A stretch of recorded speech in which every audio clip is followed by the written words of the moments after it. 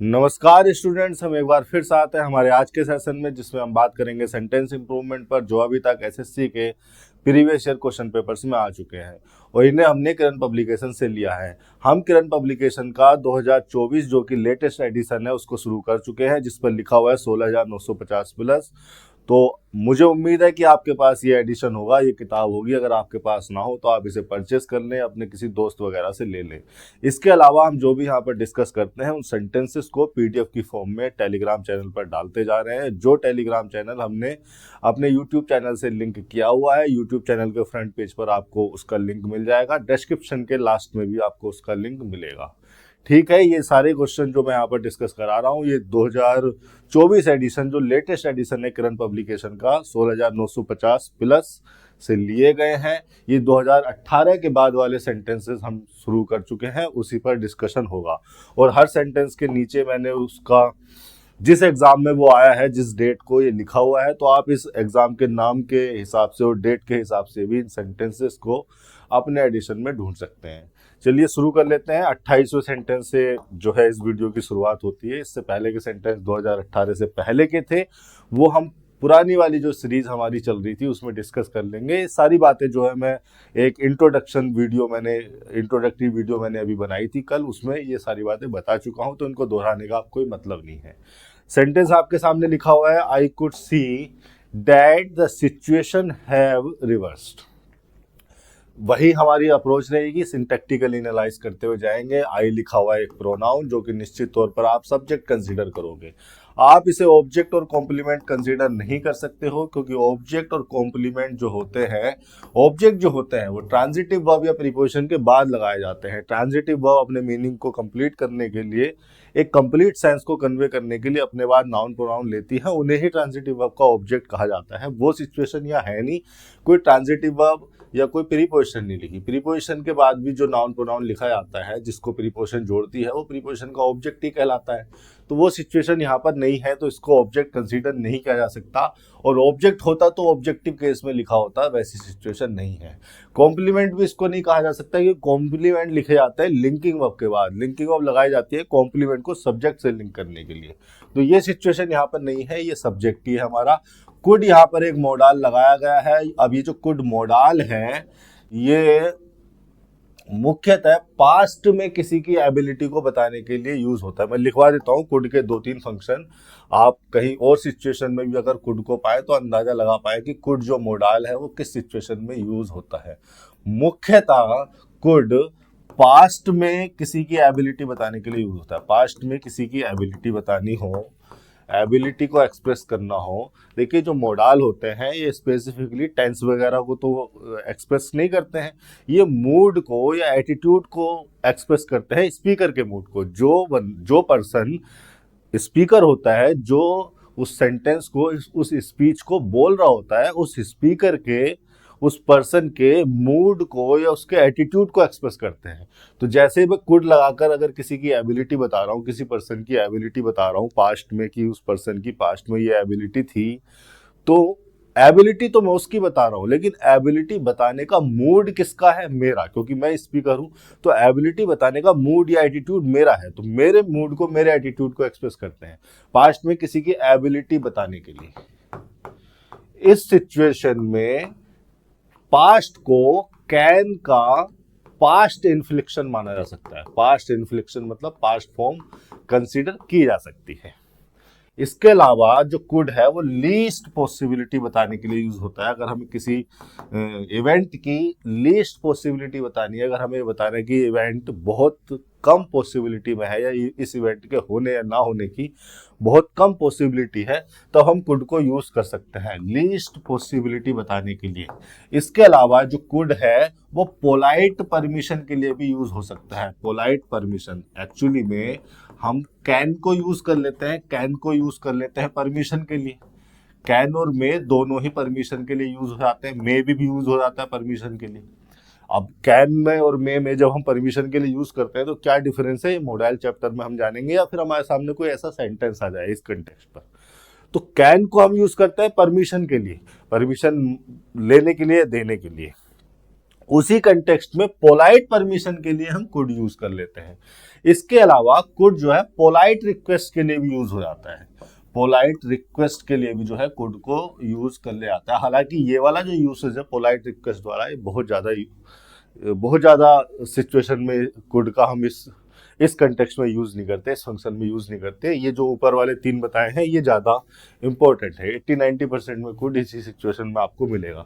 चलिए वापस चलते हैं सेंटेंस पर। क्या लिखा हुआ है हमारे सामने, I could see that the situation have reverse.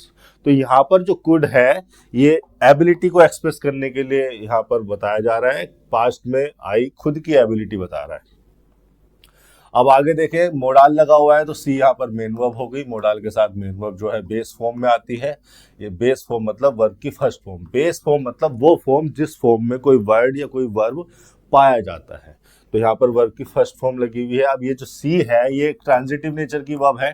Transitive nature का एक्शन है तो अपने बाद ऑब्जेक्ट लेगी। कहाँ लिखा है वो ऑब्जेक्ट, वो ऑब्जेक्ट बनाई गई है इस पूरी क्लोज को। ये जो पूरी क्लोज लगी हुई है डेट कंजंक्शन जोड़ के, ये सी ट्रांजिटिव वर्ब का ऑब्जेक्ट है। ठीक है, ट्रांजिटिव वर्ब थी तो ऑब्जेक्ट ले लिया, और ऑब्जेक्ट जो है क्लोज है तो इस क्लोज को क्या कहेंगे, नाउन क्लोज, क्योंकि ऑब्जेक्ट जो है वो नाउन प्रोनाउन नहीं हो सकते हैं। तो अगर इस क्लोज को हम ऑब्जेक्ट कह रहे हैं सी ट्रांजिटिव वर्ब का, इट मींस इस क्लोज को हमें नाउन क्लोज कंसीडर करना पड़ेगा। प्रोनाउन क्लोज नहीं कर सकते। प्रोनाउन तो वो जितने हैं आपको याद है, एक दो आपने छोड़ भी रखे होंगे, बस वही प्रोनाउन है। वो प्रोनाउन की जो संख्या है वो लिमिटेड है। नाउन हम किसी भी वर्ड को, किसी भी फ्रेज को, किसी भी क्लोज को उसके फंक्शन के आधार पर कंसीडर कर सकते हैं। तो यहाँ पर हमने इस क्लोज का फंक्शन देखा और इसका फंक्शन हो रहा था ऑब्जेक्ट का, तो हमने इसको कहा नाउन क्लोज। डैट कंजंक्शन लगाया जाता है, डैट कंजंक्शन लगाया जाता है मेन क्लोज से रिलेवेंट किसी इंफॉर्मेशन को इंट्रोड्यूस करने के लिए डैट कंजंक्शन लगा दिया। आगे लगा हुआ है एक नाउन फ्रेज, सिचुएशन नाउन होगी, द आर्टिकल हो गया। ये जो नाउन फ्रेज है हमें देखना पड़ेगा कि ये सब्जेक्ट हो रहा है या ऑब्जेक्ट हो रहा है या कॉम्प्लीमेंट हो रहा है। देखिए जब भी आपको नाउन या प्रोनाउन लिखा हुआ मिले सेंटेंस में, किसी भी सिचुएशन में कहीं पर भी, चाहे वो स्टार्टिंग में हो या एंड में हो या बीच में कहीं भी हो, तो आपके दिमाग में ये 3 बातें आनी चाहिए कि या तो वो सब्जेक्ट होगा या ऑब्जेक्ट या कॉम्प्लीमेंट। अब देखो ऑब्जेक्ट होने के लिए इसको ट्रांजिटिव वर्ब या प्रीपोजिशन का ऑब्जेक्ट होना पड़ता, और वो ट्रांजिटिव वर्ब और प्रीपोजिशन इससे पहले लिखी होती। लिखी है क्या, नहीं लिखी है। डैट लिखा है वो तो एक कंजंक्शन है, उसने अपना फंक्शन जो है, उसका जो रोल था वो उसने कर लिया, अपना फंक्शन उसने कंप्लीट कर लिया 2 क्लोजेस को जोड़ के। तो ऑब्जेक्ट तो ये है नहीं। कॉम्प्लीमेंट भी आप इसको कंसीडर नहीं कर सकते कि कॉम्प्लीमेंट जो है लिंकिंग वर्ब के बाद लिखे जाते हैं, और इससे पहले कोई लिंकिंग वर्ब नहीं लिखी है जिसका कॉम्प्लीमेंट इसको बनाया जा सकता। इट मीन्स ये क्या है, सब्जेक्ट ही है।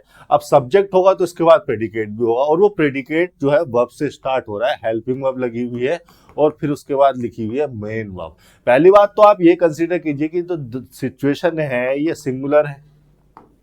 सिंगुलर है तो यहाँ पर हैव नहीं हैज आना चाहिए था, अगर इसको प्रेजेंट में भी लेते तो। और दूसरी बात आप ये कंसीडर कीजिए कि यहाँ पर जो कुड है हमने पास्ट में आई की एबिलिटी बताने के लिए यूज हुआ है। तो पास्ट में अगर कंटेक्स्ट चला गया तो यहाँ पर हैज भी नहीं, फिर यहाँ पर आना चाहिए हैड।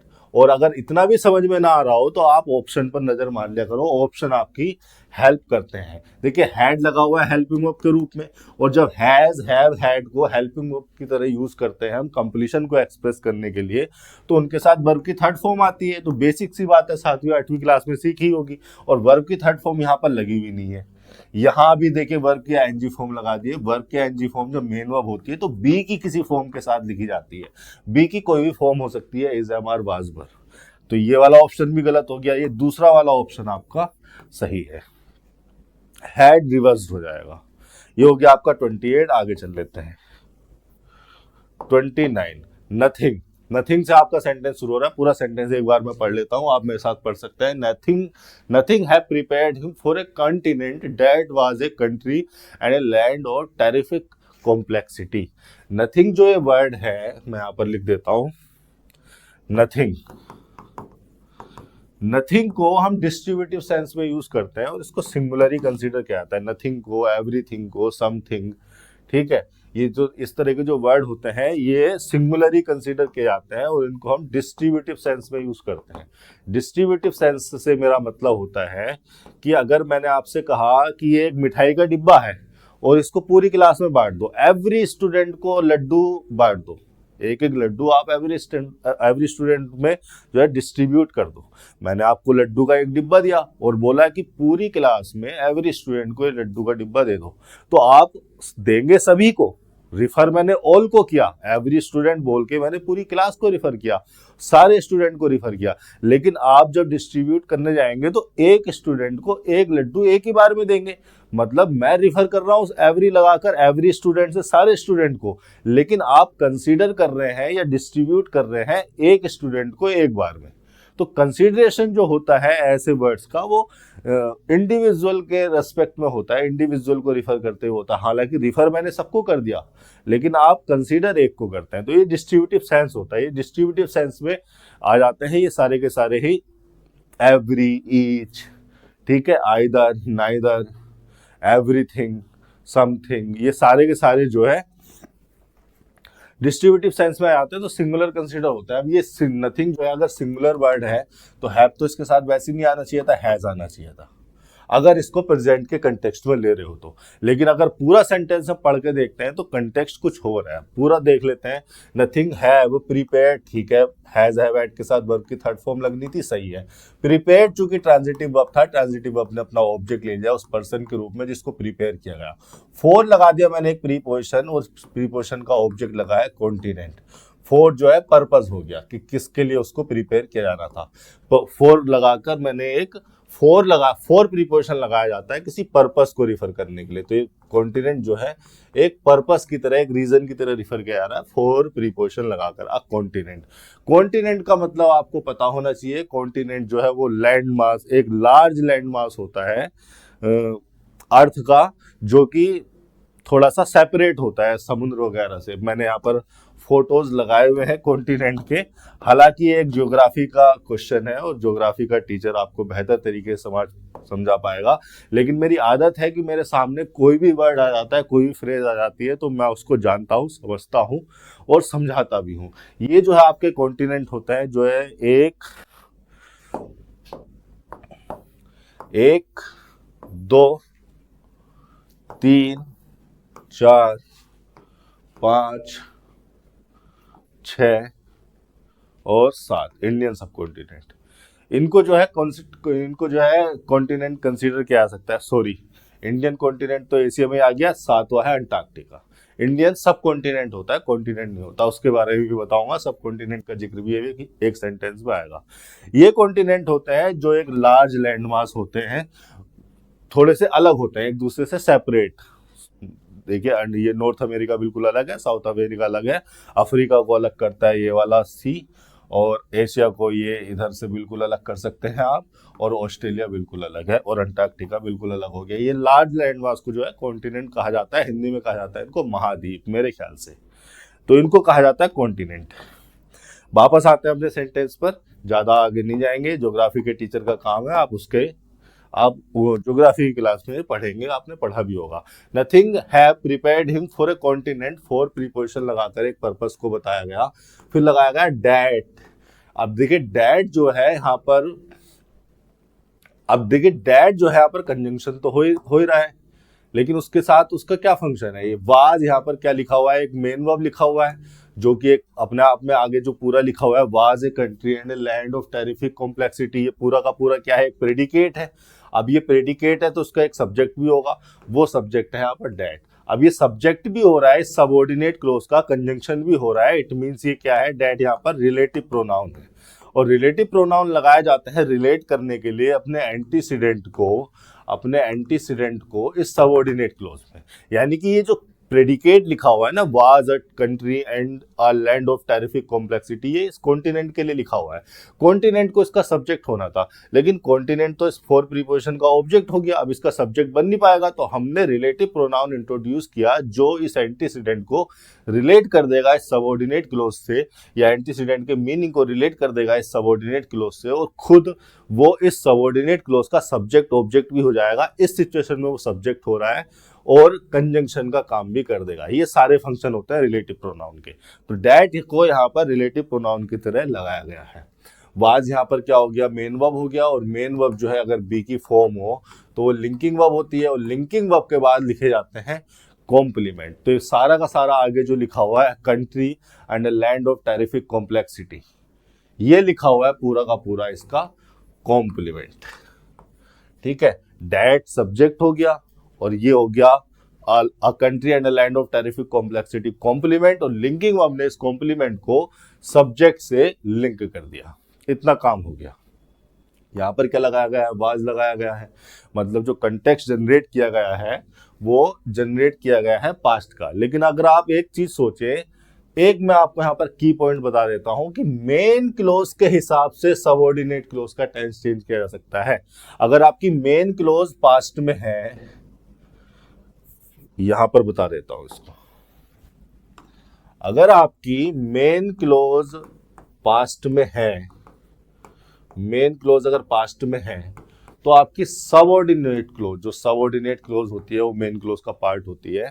अगर मेन क्लोज आपकी पास्ट टेंस में है तो आप सबऑर्डिनेट क्लोज को पास्ट में ले जाएंगे, जब तक कि वो एक परमानेंट नेचर की, एक परमानेंट फैक्ट ना हो। अगर परमानेंट फैक्ट हो तो वो प्रेजेंट भी रहेगा। प्रेजेंट इंडेफिनिट से ही हम दिखाते हैं परमानेंट फैक्ट को। ठीक है,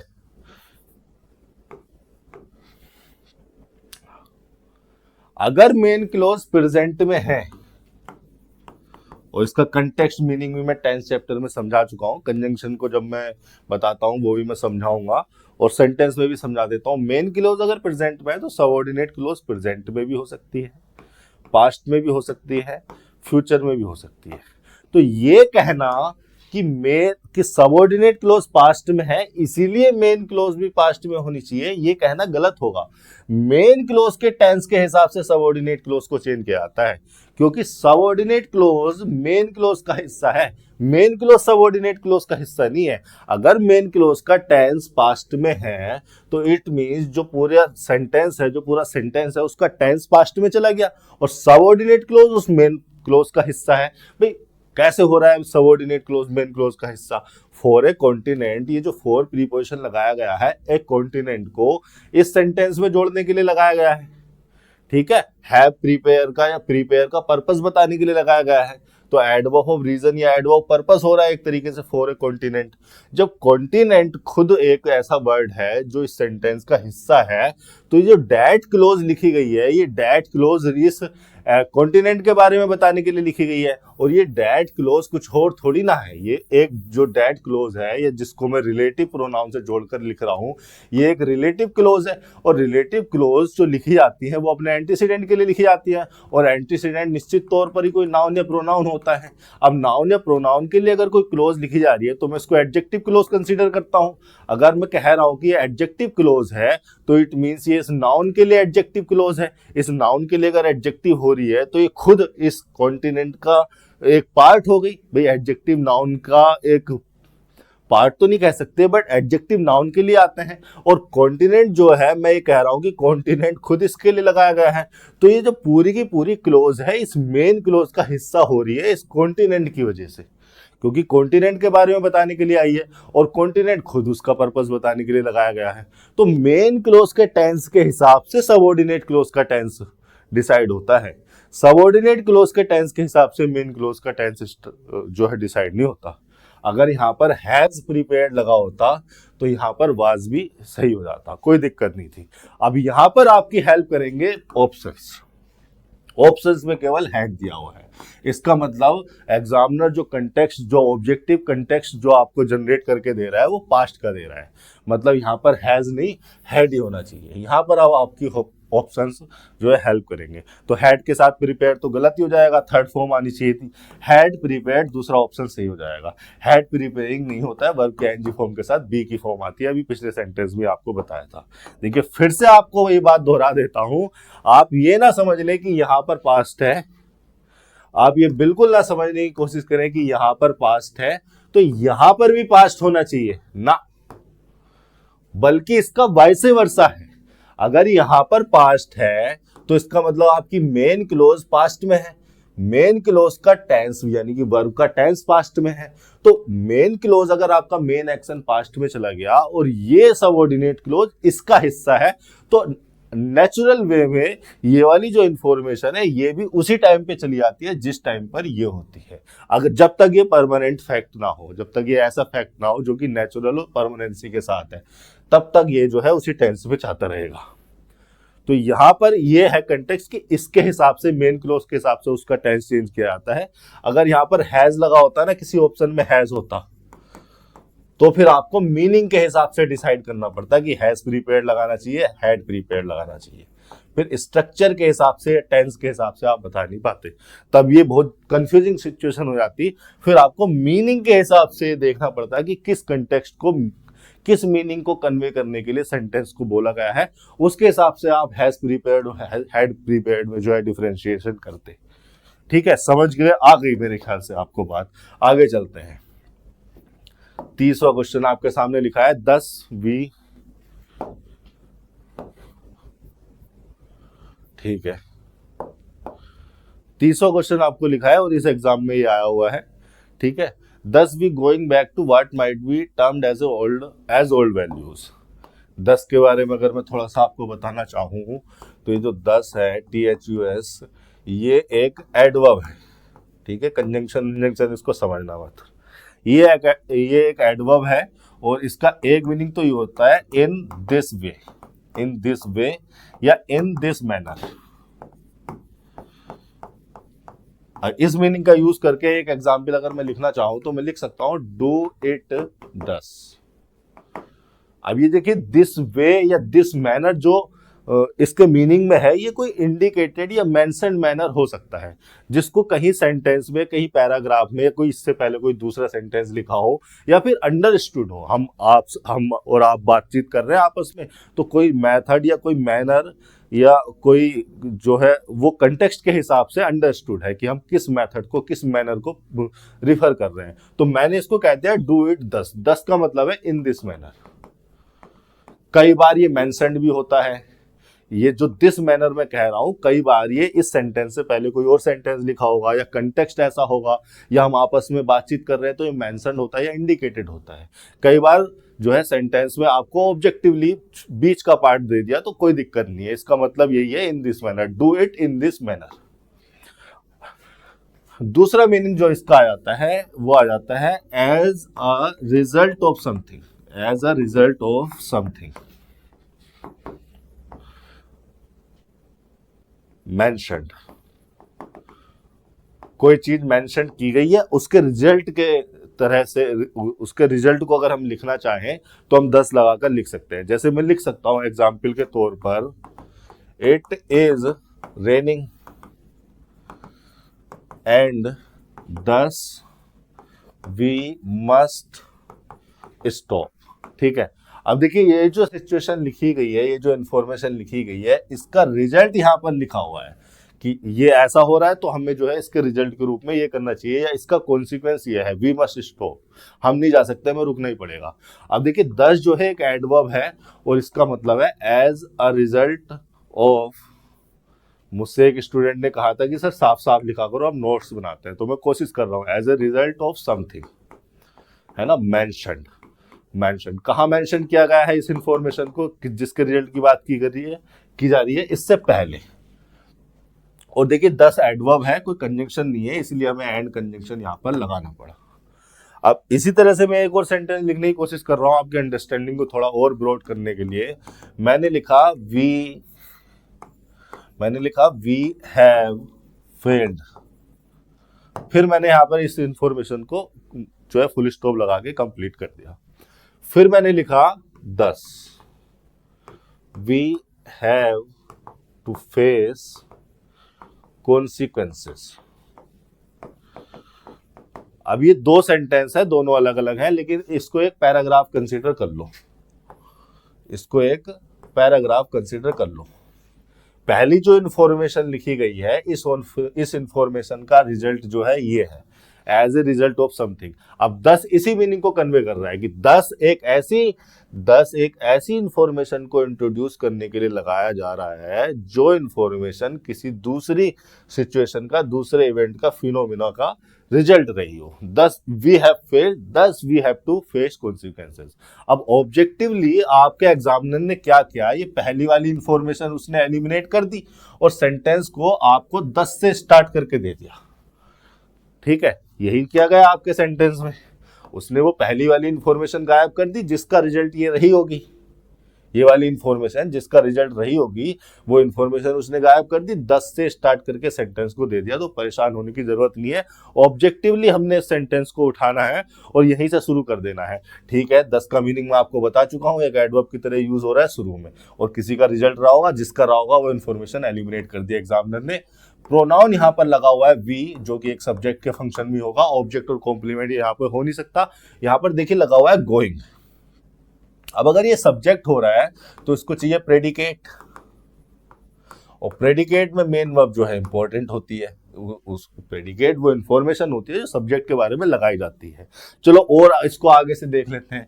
अगर यहाँ पर गोइंग लगाया जा रहा है तो गोइंग या तो प्रेजेंट पार्टिसिपल हो सकता है, वर्ब की फॉर्म, वर्ब की आईएनजी फॉर्म, या तो प्रेजेंट, यहां पर देख लेता हूं, गोइंग यहां पर या तो प्रेजेंट पार्टिसिपल हो सकता है, प्रेजेंट पार्टिसिपल हो सकता है, या फिर जीरेंड हो सकता है। जीरेंड अगर होगा तो वो नाउन होगा, नाउन होगा तो सब्जेक्ट होगा, ऑब्जेक्ट होगा, या कॉम्प्लीमेंट होगा। अब देखो यहां पर इसको वर्ब की आईएनजी फॉर्म को अगर आप जीरेंड कंसीडर कर रहे हैं तो आपको ये जस्टिफाई करना होगा कि ये नाउन है। नाउन जस्टिफाई करने के लिए आपको ये जस्टिफाई करना होगा कि ये सब्जेक्ट ऑब्जेक्ट कॉम्प्लीमेंट में से कोई एक है। तो सब्जेक्ट तो हमने पहले लगा दिया, गोइंग तो अब सब्जेक्ट बनेगा नहीं, और बनेगा भी तो फिर इसका प्रेडिकेट कहाँ है, लिखा ही नहीं है। तो सब्जेक्ट तो ये है नहीं, ऑब्जेक्ट भी आप इसको नहीं कह सकते क्योंकि इससे पहले कोई ट्रांजिटिव वर्ब या प्रीपोजिशन नहीं है। कॉम्प्लीमेंट भी इसको नहीं कहा जा सकता क्योंकि इससे पहले कोई लिंकिंग वर्ब नहीं है। तो इट मींस ये जीरेंड तो है नहीं। अब देख लेते हैं कि ये प्रेजेंट पार्टिसिपल हो रहा है कि नहीं हो रहा है। अगर आप इसको प्रेजेंट पार्टिसिपल कंसीडर कर भी लोगे तो कोई दिक्कत नहीं है, लेकिन आगे जो वर्ड लगाया गया है ये कंजंक्शन की तरह लगाया गया है, और अगर कंजंक्शन लगाया जा रहा है सेंटेंस में तो इसका मतलब आपके पास दो क्लोजेस होनी चाहिए, तभी आप कंजंक्शन लगा सकते हैं। देखिए वर्ड को इंटेरोगेशन के सेंस में तो लगाया नहीं गया, वर्ड एक प्रोनाउन है जो इंटेरोगेट करने के लिए आ जाता है, लेकिन उसके साथ साथ वो एक कंजंक्शन भी हो जाता है। और यहां पर दूसरे सिचुएशन में देखिए व्हाट एक प्रोनाउन है जो इंटेरोगेट करने के लिए हम सिंपल सेंटेंसेस में लगा देते हैं इंटेरोगेटिव स्ट्रक्चर में, व्हाट इज योर नेम। ठीक है, व्हाट इज योर नेम में व्हाट को प्रोनाउन की तरह इस्तेमाल कर रहा हूं, इंटेरोगेट कर रहा हूं आपकी आइडेंटिटी को, आपके नेम को, वो एक अलग फंक्शन हो गया। इसके साथ साथ व्हाट जब कंजंक्शन हो जाता है तो कंजंक्शन में भी दो फंक्शन में होता है, एक तो इंटेरोगेशन में और एक इसका एक अलग फंक्शन होता है जहां पर इसको रिलेटिव प्रोनाउन कंसीडर कर लेते हैं, हालांकि वो रिलेटिव प्रोनाउन नहीं है, मैं भी समझाऊंगा। तो व्हाट को यहाँ पर प्रोनाउन की तरह नहीं कंजंक्शन की तरह लगाया गया है, कोई इंटेरोगेशन यहाँ पर नहीं हो रही है, एक कंजंक्शन के फंक्शन में है। तो अगर कंजंक्शन के फंक्शन में वो है तो हमें दो क्लोजेस चाहिए, एक क्लोज यहाँ पर चाहिए और दूसरी क्लोज यहाँ पर ये आई गई हेल्पिंग और मेन वर्ब लगकर, तो इसको प्रेजेंट पार्टिसिपल भी कंसीडर नहीं किया सकता। अब चलिए आप ऑप्शन में, गोइंग तो यहाँ पर होगा नहीं, वेंट होगा, गोन होगा या वाज गोइंग होगा। देखिए गोन जब भी है, गोन एक वर्ब की थर्ड फॉर्म है, और वर्ब की थर्ड फॉर्म आपको पता है तो पास्ट पार्टिसिपल हो सकती है, और पास्ट पार्टिसिपल भी क्या होते हैं, एडजेक्टिव होते हैं। फिर वही बात आ जाएगी कि हमें यहाँ पर क्लोज चाहिए, भैया past participle non finite verb होता है, हमें क्लोज बनाने के लिए एक फाइनाइट वर्ब चाहिए होती है, एक मेन वर्ब चाहिए होती है। मेन वर्ब जो है फाइनाइट वर्ब कंसीडर की जाती है। जब मैं नॉन फाइनाइट वर्ब्स को पढ़ाऊंगा तो आपकी भ्रांति, आपके कंफ्यूजन जो है पार्टिसिपल, जीरेंड, इन्फिनेटिव, इन सबसे रिलेटेड जितने भी आपके कंफ्यूजन है वो जिंदगी भर के लिए क्लियर हो जाएंगे। इस तरह से जो है मैं लॉजिकल वे में इनको पढ़ाता हूँ। तो यहाँ पर ये पास्ट पार्टिसिपल, ये प्रेजेंट पार्टिसिपल हो रहा था, ये पास्ट पार्टिसिपल हो रहा था। प्रेजेंट पार्टिसिपल भी एडजेक्टिव होते हैं, पास्ट पार्टिसिपल भी एडजेक्टिव होते हैं, लेकिन होते दोनों के दोनों नॉन फाइनाइट वर्ब हैं, और क्लोज बनाने के लिए हमें फाइनाइट वर्ब चाहिए, मेन वर्ब चाहिए। तो ये तो होगा नहीं। वाज गोइंग हम इसलिए नहीं लिख सकते क्योंकि वी प्लूरल है, ये भी नहीं होगा। हमारे पास एक ऑप्शन है वेंट, तो यहाँ पर सही हो जाएगा वेंट। तो हमने ये सेंटेंस तो कर लिया, लेकिन इस सेंटेंस में अभी बहुत कुछ है जानने समझने के लिए। ठीक है, उसको मैं इग्नोर नहीं करके आगे जा सकता। ठीक है, वी वेंट, यहां पर हमने एक क्लोज बना दी। वेंट क्या है, मेन वर्ब हो गई यहां पर, और इसका सब्जेक्ट हो गया ये, और ये पूरी क्लोज बन गई। अब ये जो मेन वर्ब है आपका इंट्रांजिटिव नेचर का एक्शन है। इंट्रांजिटिव एक्शन होते हैं वो जो अपने बाद ऑब्जेक्ट नहीं लेते, ऑब्जेक्ट ले भी नहीं रही। बैक को लगाया गया है एक एडवर्ब के रूप में उस ओरिएंटेशन को, उस डायरेक्शन को बताने के लिए कि किस डायरेक्शन में, किस साइड में वो जाने की बात कर रहा है।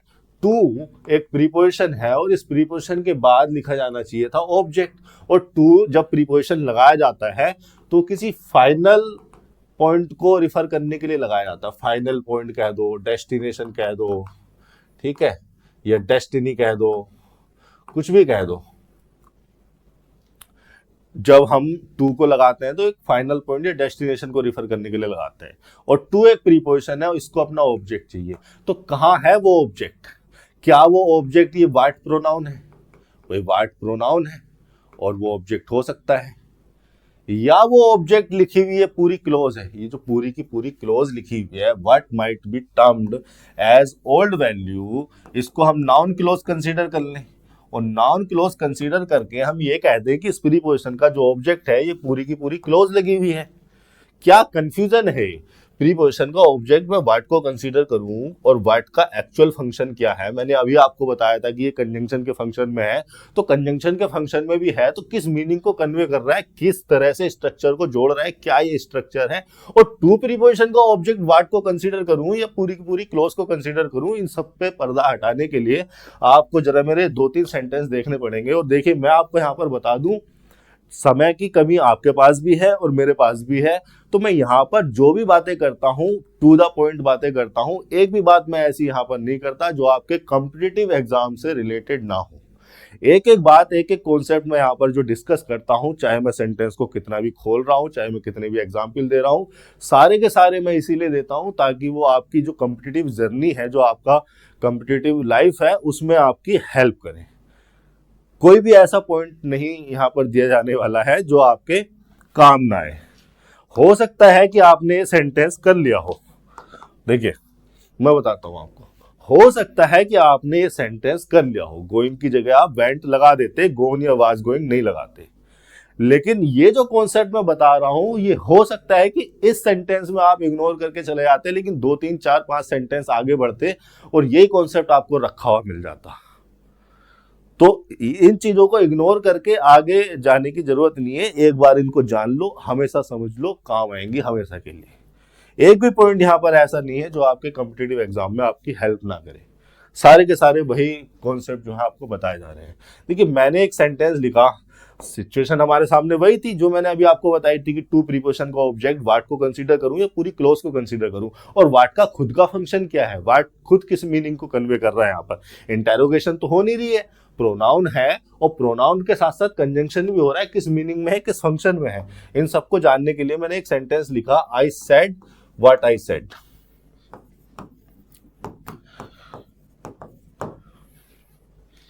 आई आपको पता है सब्जेक्ट हो गया, सैड जो है मेन वर्ब है, ट्रांजिटिव नेचर की वर्ब है, ट्रांजिटिव नेचर की वर्ब अपने बाद ऑब्जेक्ट लेगी, तो इसका ऑब्जेक्ट मैं व्हाट को कंसीडर करूं या ये पूरी की पूरी जो क्लोज लगी हुई है इसको इसका ऑब्जेक्ट कंसीडर करूं। अगर ये क्लोज इसका ऑब्जेक्ट हो रही है तो फिर इसको नाउन क्लोज कंसीडर करूंगा। चलो इस क्लोज के बारे में जान लेते हैं कि क्लोज में क्या लिखा हुआ है। आई आपको पता है प्रोनाउन है जो कि सब्जेक्ट के फंक्शन में होगा, ऑब्जेक्ट और कॉम्प्लीमेंट इसको बना नहीं पाओगे। फिर से लिखी हुई है सैड वर्ब, सैड वर्ब यहाँ पर मेन वर्ब है और ट्रांजिटिव नेचर की वर्ब है। इस ट्रांजिटिव नेचर की वर्ब का इसका खुद का ऑब्जेक्ट कहाँ है? एक्चुअली में इस ट्रांजिटिव वर्ब का ये जो दूसरी वाली जो वर्ब लिखी है, ये वाली जो पहली सैड है और ये वाली जो दूसरी सैड वर्ब लिखी है, इस ट्रांजिटिव वर्ब का ऑब्जेक्ट हो रहा है व्हाट। और व्हाट इस ट्रांजिटिव वर्ब का ऑब्जेक्ट होने के साथ साथ कंजंक्शन के फंक्शन में भी है। चूंकि ये जो व्हाट है प्रोनाउन है, भाई मूलतः है, फंडामेंटली बेसिकली ये तो एक प्रोनाउन है, प्रोनाउन है तो वो सैड ट्रांजिटिव वर्ब का ऑब्जेक्ट भी हो सकता है और कंजंक्शन के फंक्शन में भी है, दो क्लोजेस को जोड़ने का काम कर रहा है। और कोई कंजंक्शन तो हमने लगाया नहीं, और ये सही है, मेरे ख्याल से कोई सॉन्ग है उसकी लाइन है, मैंने सुना है तो मैंने इसको ऐसे ही लिख दिया। अब ये जो व्हाट है उस ट्रांजिटिव वर्ब सेट का ऑब्जेक्ट भी हो रहा है और कंजंक्शन भी हो रहा है, और ये जो फंक्शन है ये स्पेसिफिकली रिलेटिव प्रोनाउन का फंक्शन है। रिलेटिव प्रोनाउन के बारे में आप क्या जानते हैं? रिलेटिव प्रोनाउन लगाए जाते हैं रिलेट करने के लिए अपने एंटीसीडेंट को, और कंजंक्शन का काम कर जाते हैं, और कंजंक्शन के साथ साथ वो जो सबऑर्डिनेट क्लोज होती है हमारी, उस सबऑर्डिनेट क्लोज के सब्जेक्ट या ऑब्जेक्ट में से कुछ बन जाते हैं। भाई सब्जेक्ट की जरूरत हो तो सब्जेक्ट बन जाते हैं, ऑब्जेक्ट की जरूरत हो तो ऑब्जेक्ट बन जाते हैं, और कंजंक्शन के काम में भी आ जाते हैं। लेकिन क्या व्हाट यहाँ पर रिलेटिव प्रोनाउन के फंक्शन में है? भाई व्हाट अगर यहाँ पर रिलेटिव प्रोनाउन के फंक्शन में होता तो निश्चित तौर पर उससे पहले कोई एंटीसीडेंट लिखा होता, कोई नाउन प्रोनाउन लिखा होता जिसको रिलेट करने के लिए वो आता। तो व्हाट को यहाँ पर रिलेटिव प्रोनाउन कंसीडर करूं या ना करूं? एक्चुअली में व्हाट का मीनिंग जानेंगे इस फंक्शन में तो हमें पता चलेगा। व्हाट का मीनिंग यहीं पर लिख देता हूं। व्हाट का मीनिंग है इस सिचुएशन में द थिंग, या व्हाट रिफर करता है इस सिचुएशन में, इस कंटेक्स्ट में, इस फंक्शन में द थिंग या थिंग्स भी हो सकता है, द थिंग या थिंग्स दैट। अब व्हाट के मीनिंग में वो थिंग या थिंग्स जो है वो एंटीसीडेंट भी मौजूद है और वो कंजंक्शन भी मौजूद है जिसको रिलेटिव प्रोनाउन कंसीडर किया जा सके। यहां पर व्हाट की जगह द थिंग दैट लगाकर देखो और सेंटेंस लिखो जरा। मैंने एक सेंटेंस लिखा, आई सेड, यही तो लिखा था मैंने, आई सेड व्हाट आई सेड। अब इसी की जगह मैंने व्हाट की जगह क्या लिखा? द थिंग दैट लिख दिया। दोबारा से लिख देता हूं सेंटेंस को, I said the thing that I said.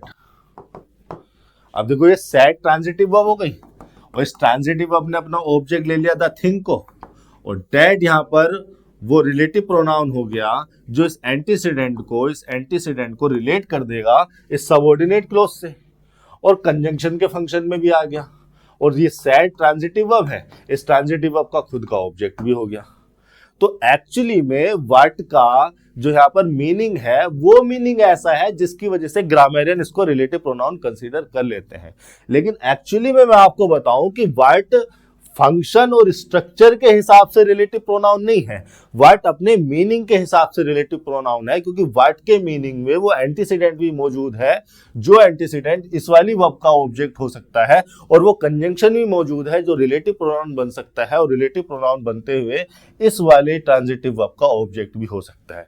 तो व्हाट अपने मीनिंग के हिसाब से रिलेटिव प्रोनाउन कंसीडर किया जा सकता है, लेकिन अपने फंक्शन और अपनी स्ट्रक्चर के हिसाब से वो रिलेटिव प्रोनाउन नहीं है। व्हाट अगर रिलेटिव प्रोनाउन होता तो निश्चित तौर पर ही उससे पहले कोई एंटीसीडेंट लिखा होता, और यही व्हाट की खूबसूरती है। व्हाट के द्वारा जिस क्लोज को जोड़ा जाता है वो एक नाउन क्लोज ही होती है।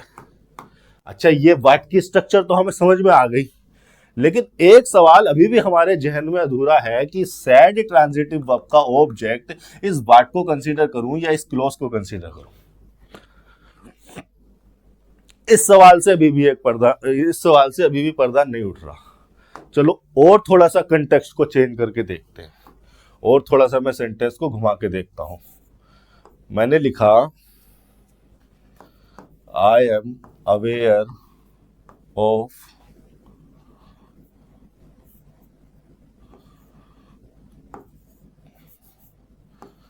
What you said.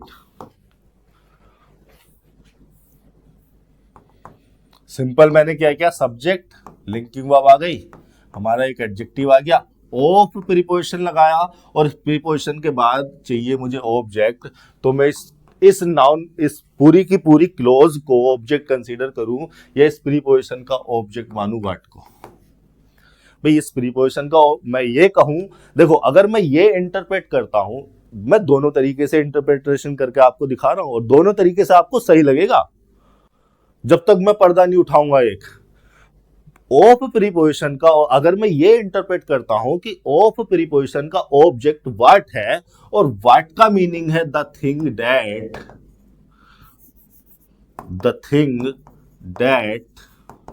अगर मैं ये इंटरप्रेट करता हूं कि प्रीपोजिशन ऑफ का ऑब्जेक्ट व्हाट है और व्हाट का मीनिंग है द थिंग दैट, तो इनडायरेक्ट वे में मैं ये कहना चाह रहा हूं कि ऑफ प्रीपोजिशन का ऑब्जेक्ट द थिंग हो रहा है, और ये दैट चूंकि रिलेटिव प्रोनाउन लग रहा है तो ये इसने अपना एंटीसीडेंट ले लिया द थिंग, और दैट यू सैड, ये जो दैट है इस सैड ट्रांजिटिव वर्ब का खुद का ऑब्जेक्ट भी हो गया और कंजंक्शन तो है रिलेटिव प्रोनाउन हो रहा है।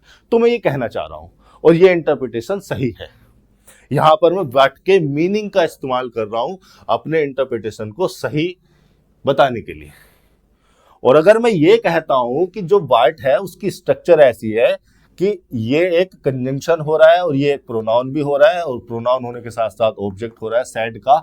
अब ये जो पूरी की पूरी क्लोज लिखी गई है व्हाट से जोड़कर, ये इस प्रीपोजिशन का ऑब्जेक्ट है, तो मैं इसको नाउन क्लोज कंसीडर कर सकता हूं। देखिए, किसी फ्रेज को, किसी वर्ड को, किसी क्लोज को भी नाउन क्लोज बनाया जा सकता है। ट्रांजिटिव वर्ब का ऑब्जेक्ट भी हो सकती है, प्रीपोजिशन का ऑब्जेक्ट भी हो सकती है। अगर मैं ये दूसरी तरीके से इंटरप्रेट करता हूं, पहले इंटरप्रिटेशन में मैंने द थिंग दैट का इस्तेमाल करके, व्हाट के मीनिंग का इस्तेमाल करके अपनी इंटरप्रिटेशन को सही साबित कर दिया। दूसरे इंटरप्रिटेशन में मैं ये कह रहा हूं कि ठीक है, व्हाट का मीनिंग मुझे पता है, व्हाट का फंक्शन मैंने समझ लिया, कोई दिक्कत नहीं है। लेकिन दूसरे इंटरप्रिटेशन में मैं कह रहा हूं कि ऑफ प्रीपोजिशन का ऑब्जेक्ट व्हाट नहीं है, जबकि ऑफ प्रीपोजिशन का ऑब्जेक्ट व्हाट नहीं है बल्कि व्हाट से जोड़ी जाने वाली पूरी की पूरी क्लोज है। और ये पूरी की पूरी क्लोज चूंकि ऑफ प्रीपोजिशन का ऑब्जेक्ट हो रही है तो उसको नाउन क्लोज कंसीडर किया जाना चाहिए। ये दो तरह की इंटरप्रिटेशन हमारे सामने है, और जब इसको इंटरप्रेट करोगे, इस तरह से कंसीडर करोगे, तो दोनों सिचुएशन आपको सही लगेंगी। अब एक सेंटेंस में आपको थोड़ा सा कंटेक्स्ट चेंज करके बताता हूं, जब आपको खुद समझ में आ जाएगा कि कौन ऑब्जेक्ट होना चाहिए, कौन ऑब्जेक्ट हो रहा है। ऑफ प्रीपोजिशन का है, ट्रांजिटिव वर्ब का ऑब्जेक्ट वो व्हाट है या पूरी क्लोज है, ये आपको खुद समझ में आ जाएगा। थोड़ा सा मैं कंटेक्स्ट को चेंज कर रहा हूं। मैंने सेंटेंस लिखा, I am aware of who you are. ये सेंटेंस लिखा, स्ट्रक्चर वही है, ये सब्जेक्ट हो गया, ये लिंकिंग वर्ब हो गई, ये एडजेक्टिव हो गया, ऑफ प्रीपोजिशन लगा हुआ है, और इस ऑफ प्रीपोजिशन के बाद ऑब्जेक्ट मुझे चाहिए, तो मैं ऑब्जेक्ट हु को मानूं या पूरी की पूरी इस क्लोज को मानूं। देखिए, ऑफ प्रीपोजिशन का ऑब्जेक्ट अगर हु होता, ऑफ प्रीपोजिशन का ऑब्जेक्ट अगर हु को कंसीडर करोगे तो हु तो सब्जेक्टिव केस में होता है, फिर मुझे हु का हुम करना पड़ेगा, और हमें यहां पर सब्जेक्ट दिया हुआ है यू, और आर है लिंकिंग वर्ब, और लिंकिंग वर्ब को चाहिए अपना कॉम्प्लीमेंट, और अगर कॉम्प्लीमेंट चाहिए तो वो होता है सब्जेक्टिव फॉर्म में। सब्जेक्टिव फॉर्म में मतलब वो होना चाहिए हु, तो हुम करें या हु करें, एक्चुअली में हु ही ठीक है। अब देखिए, सोचकर देखिए, आपने सेंटेंस लिखा I am aware of who you are, तो हु आर का, आर लिंकिंग वर्ब का कॉम्प्लीमेंट हो रहा है, ये सब्जेक्ट हो गया, कॉम्प्लीमेंट होगा हु, हुम हो नहीं सकता। अगर ऑफ प्रीपोजिशन का ऑब्जेक्ट आप हु को मानते, या ऐसा वाकई में होता कि ऑफ प्रीपोजिशन का ऑब्जेक्ट हु है, तो हु की जगह हुम करना पड़ता हमें, जो कि गलत हो जाएगा। तो ये जो इंटरप्रिटेशन है आपकी, ऑफ प्रीपोजिशन का ऑब्जेक्ट हु या व्हाट होगा, ये गलत हो गई। एक्चुअली में ऑफ प्रीपोजिशन का ऑब्जेक्ट जो है ये पूरी की पूरी क्लोज ही होती है, और इसको कहा जाता है नाउन क्लोज। एक सेंटेंस से और ये क्लियर कर देता हूं। मैंने लिखा आई एम, ये बार बार लिखता रहूंगा मैं जब तक आपको क्लियर नहीं हो जाता। I am aware of who owns the land. फिर से वही बात, ऑफ प्रीपोजिशन का ऑब्जेक्ट अगर वाकई में हु होता तो मुझे हु को हुम करना पड़ता। अब हमें क्या चाहिए, हमें चाहिए ऑन्स वर्ब का, ऑन्स मेन वर्ब है, हमें चाहिए इसका सब्जेक्ट, भाई ऑन्स मेन वर्ब है, ट्रांजिटिव वर्ब ये लगी हुई है, ट्रांजिटिव वर्ब के बाद इसका ऑब्जेक्ट लगा है, ऑन्स को चाहिए हमें सब्जेक्ट। अगर हम ऑफ प्रीपोजिशन का ऑब्जेक्ट हु को कंसीडर कर लेंगे तो हु का हुम कर देंगे, स्ट्रक्चर हमारी खराब हो जाएगी। तो एक्चुअली में जो दूसरी इंटरप्रिटेशन थी हमारी, ये यूनिवर्सल सही नहीं है, सही नहीं है तो ये जस्टिफाइबल नहीं है। पहली वाली जो इंटरप्रिटेशन है हमारी, ऑफ प्रीपोजिशन का ऑब्जेक्ट इस पूरी की पूरी क्लोज को कंसीडर करो, और ये पूरी की पूरी क्लोज क्या है, नाउन क्लोज हो गई। ठीक है, ये ज्यादा सही है। ज्यादा सही क्या, यही सही है, ये वाली गलत है। ये प्रीपोजिशन जो होती है इसका ऑब्जेक्ट हु नहीं होता। अब वापस सेंटेंस पे आए तो यही सिचुएशन आपको यहाँ पर दी हुई थी। ये जो टू प्रीपोजिशन है, इस प्रीपोजिशन का ऑब्जेक्ट व्हाट नहीं है, इस प्रीपोजिशन का ऑब्जेक्ट की पूरी क्लोज है।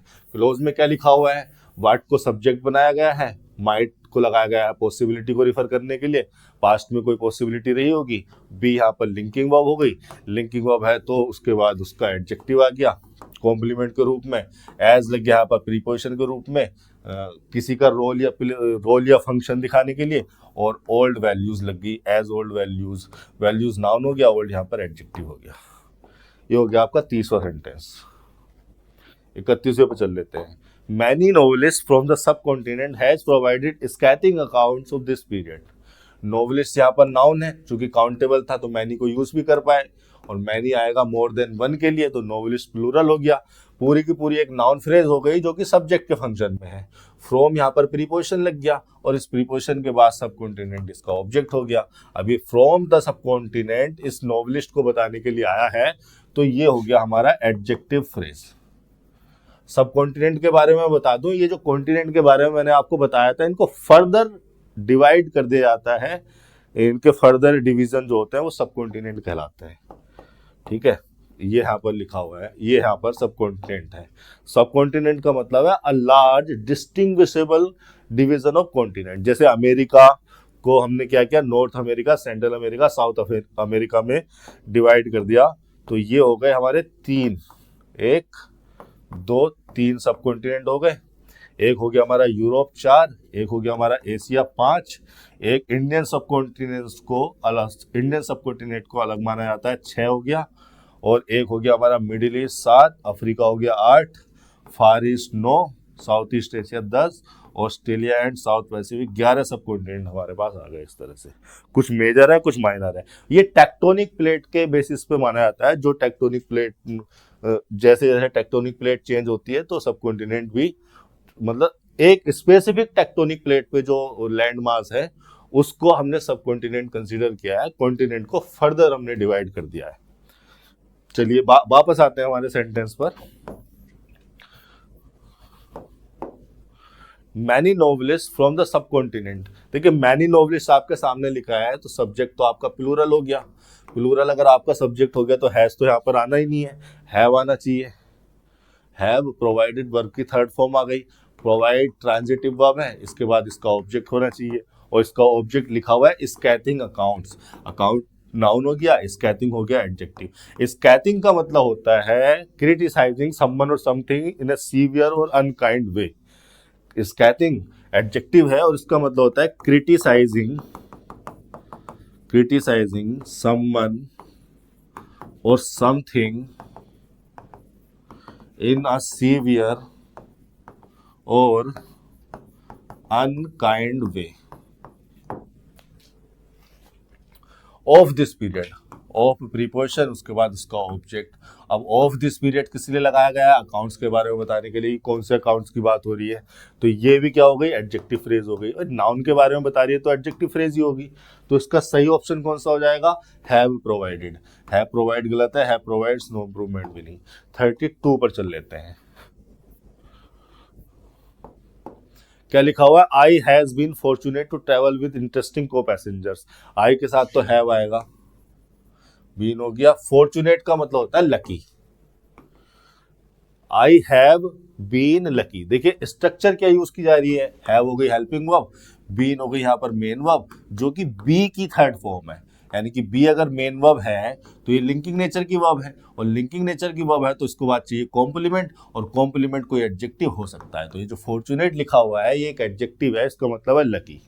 अब उसके बाद इन्फिनेटिव लगाया गया है 2 + V1। ये इन्फिनेटिव फॉर्चुनेट के बारे में बताने के लिए लगाया गया है, तो मैं इसको एडवर्ब कंसीडर कर लूंगा। अब इन्फिनेटिव होते तो एक नॉन फाइनाइट वर्ब ही है, नॉन फाइनाइट वर्ब होते हैं तो हमने ट्रेवल पर ध्यान दिया तो ये इंट्रांजिटिवली यूज हो रहा था। इंट्रांजिटिव वर्ब है तो इसके बाद ऑब्जेक्ट आएगा नहीं, विद लगा दिया, विद प्रीपोजिशन, और इस प्रीपोजिशन के बाद इसका ऑब्जेक्ट आएगा तो वो आ गया इंटरेस्टिंग को पैसेंजर। ये पूरी की पूरी जो नाउन फ्रेज है, ये नाउन फ्रेज विद प्रीपोजिशन का ऑब्जेक्ट हो रही है। को पैसेंजर यहाँ पर नाउन हो गए, और इंटरेस्टिंग हो गया प्रेजेंट पार्टिसिपल यानी कि एडजेक्टिव, वो पैसेंजर जो इंटरेस्ट ले रहे हो।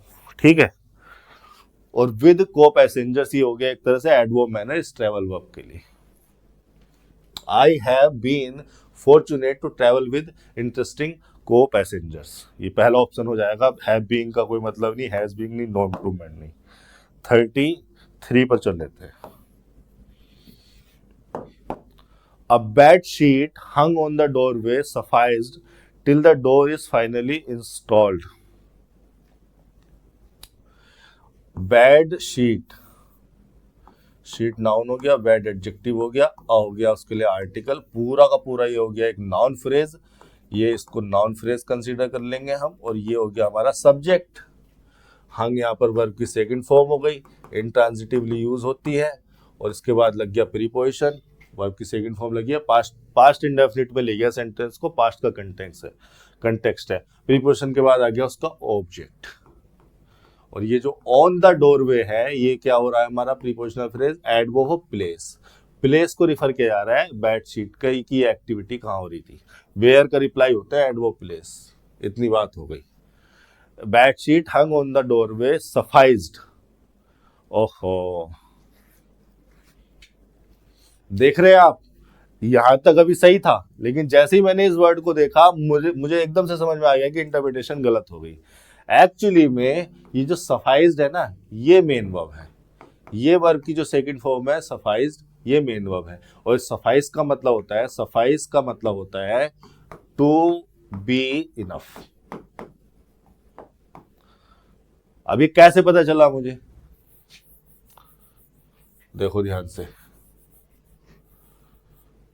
हंग जो है ये वर्ब की सेकंड फॉर्म भी हो सकती है, सेकंड फॉर्म भी हो सकती है, थर्ड फॉर्म भी हो सकती है, हैंग, हंग, हंग, ठीक है, यही तो होता है। अब ये वाली जो वर्ब है ये भी सेकंड फॉर्म हो सकती है, थर्ड फॉर्म हो सकती है। अब ये इसका मतलब है टू बी इनफ या to be sufficient, to be sufficient. तो ये जो है ना, ये वर्ब की थर्ड फॉर्म लगाई गई है, ये पास्ट पार्टिसिपल लगाया गया है, पास्ट पार्टिसिपल, और पास्ट पार्टिसिपल जो होता है वो एडजेक्टिव होता है, और ये लगाया गया है बेडशीट के लिए, कि बेडशीट, हम कौन सी वाली बेडशीट की बात कर रहे हैं, जो कि हंग थी, कहां पर हंग थी, डोरवे पर। अच्छा, ये एडजेक्टिव जो है मुख्यतः मोस्ट केसेस में नाउन से पहले लगाए जाते हैं, जैसे बेड एडजेक्टिव हो गया शीट के लिए, तो वो नाउन से पहले लगा, लेकिन हंग को हमने बाद में के लिए लगाया, वो इसलिए क्योंकि ये वाली जो प्रीपोजिशनल फ्रेज है ये हंग के मीनिंग को मॉडिफाई करने के लिए आई है, कि वो जो बेडशीट है वो कहां पर हंग है, कहां पर लटकी हुई है। तो अगर ये प्रीपोजिशनल फ्रेज उस एडजेक्टिव के लिए लगाई गई है तो उस एडजेक्टिव को नाउन के बाद में लिखा जाता है। समझ में आ रही है बात आपको? मैं ऐसे लिख सकता था, अ हंग बेड शीट, कोई दिक्कत नहीं है, लेकिन मैंने देखा कि यहां पर ये जो प्रीपोजिशनल फ्रेज है, ये प्रीपोजिशनल फ्रेज बेड शीट के लिए नहीं लगाई गई, ये लगाई गई है हंग के मीनिंग को मॉडिफाई करने के लिए। हंग के मीनिंग को मॉडिफाई करने के लिए अगर लगाई गई है तो ये प्रीपोजिशन कर क्या रही है, ऑन प्रीपोजिशन कर क्या रही है, द डोरवे को हंग से जोड़ रही है, तो जिससे जोड़ रही है उसको बाद में लिखो ना। तो यहां पर हंग को मैंने क्या लिखा, यहां पर लास्ट बाद में लिखा, a bedsheet hung on the doorway, और ये जो पूरी की पूरी हो गई, ये पूरी की पूरी नाउन फ्रेज हो गई, ये एडजेक्टिव हो गया बेडशीट के लिए, और ये ऑन द डोरवे एक एडवर्ब हो गया इस एडजेक्टिव के लिए, ठीक है। अब वो हो गया हमारा सब्जेक्ट, ये आ गई हमारी main verb, to be enough, to be sufficient, intransitive nature की वर्ब है, ऑब्जेक्ट ऑब्जेक्ट इसके बाद आएगा नहीं। टिल लगाया जाता है डेडलाइन को रिफर करने के लिए। अब देखिए सेंटेंस में हमारी जो मेन वर्ब है सफाइज्ड, वो पास्ट में है, तो डेडलाइन भी पास्ट की रही होगी। अगर प्रेजेंट की फाइनली इंस्टॉल्ड अगर आप लिख रहे हो तो आपने डेडलाइन को प्रेजेंट की कर दिया, ये आपकी टाइमलाइन है, ठीक है। फाइनली इंस्टॉल्ड का मतलब क्या है, प्रेजेंट पे ये इंस्टॉल हुआ है, प्रेजेंट का पॉइंट ये रहा ये। अगर आपने डेडलाइन का मतलब है लास्ट पॉइंट, अगर आपने लास्ट पॉइंट प्रेजेंट का कर दिया तो प्रेजेंट में कंप्लीशन हुआ है, और प्रेजेंट में कंप्लीशन हुआ है तो यहाँ पर सफाइज नहीं, हैज सफाइज लगानी चाहिए थी। प्रेजेंट में कंप्लीशन का मतलब प्रेजेंट परफेक्ट। तो अगर आप यहाँ पर पास्ट यूज कर रहे हैं तो डेडलाइन भी क्या रही होगी, ये पास्ट की ही रही होगी। तो यहाँ पर इज फाइनली इंस्टॉल्ड नहीं, वाज फाइनली इंस्टॉल्ड होना था। अच्छा, डोर्स की बात हो रही है ना, तो वर फाइनली इंस्टॉल्ड होना था, यही आपका यहाँ पर कॉन्सेप्ट था। टिल यहाँ पर कंजंक्शन की तरह काम कर रहा है, इस क्लोज को जोड़ दिया, और ये क्लोज भी क्या है, टाइम क्लोज हो गई एक तरीके से, टाइम की डेडलाइन को रिफर करता है। ये हो गया आपका 33 सेंटेंस। दूसरा ऑप्शन हो जाएगा, ये गलत हो गया, ये भी नो इम्प्रूवमेंट भी नहीं।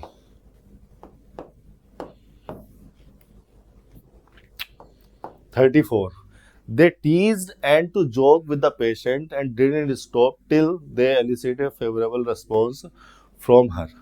they यहाँ पर प्रोनाउन हो गया, सब्जेक्ट के फंक्शन में है, टीज यहाँ पर मेन वर्ब हो गई, इंट्रांजिटिवली यूज हो रही है, आगे कोई ऑब्जेक्ट तो लिखा हुआ है नहीं, एंड कंजंक्शन लगाया गया। अब देखिए एंड जो है कोऑर्डिनेट नेचर का कंजंक्शन होता है, सेम रैंक के स्ट्रक्चर को जोड़ने के लिए लगाता है। जोड़ किसको रहा है, यहाँ पर एक वर्ब फ्रेज लिखी हुई है, यहाँ पर एक वर्ब लिखी हुई है, यानी कि वर्ब को वर्ब से जोड़ रहा है। अब सेम रैंक के स्ट्रक्चर को जोड़ता है तो सेम रैंक का मतलब क्या है, बराबर हो का। तो यहाँ पर अगर हम मेन वर्ब को जोड़ रहे हैं तो यहाँ पर भी मेन वर्ब होनी चाहिए। आपने तो नॉन फाइनाइट वर्ब लिख दी, एक इन्फिनिटिव लिख दिया, तो यहाँ पर होना चाहिए जोक्ड, और उसी टेंस में होना चाहिए जिस टेंस में ये है, दे टीज्ड एंड जोक्ड। विद यहाँ पर प्रीपोजिशन आ गया और प्रीपोजिशन का ऑब्जेक्ट हो गया ये। विद का यहाँ पर मीनिंग है अकम्पनेइंग, ठीक है, किसी को अपनी कंपनी में लेते हुए।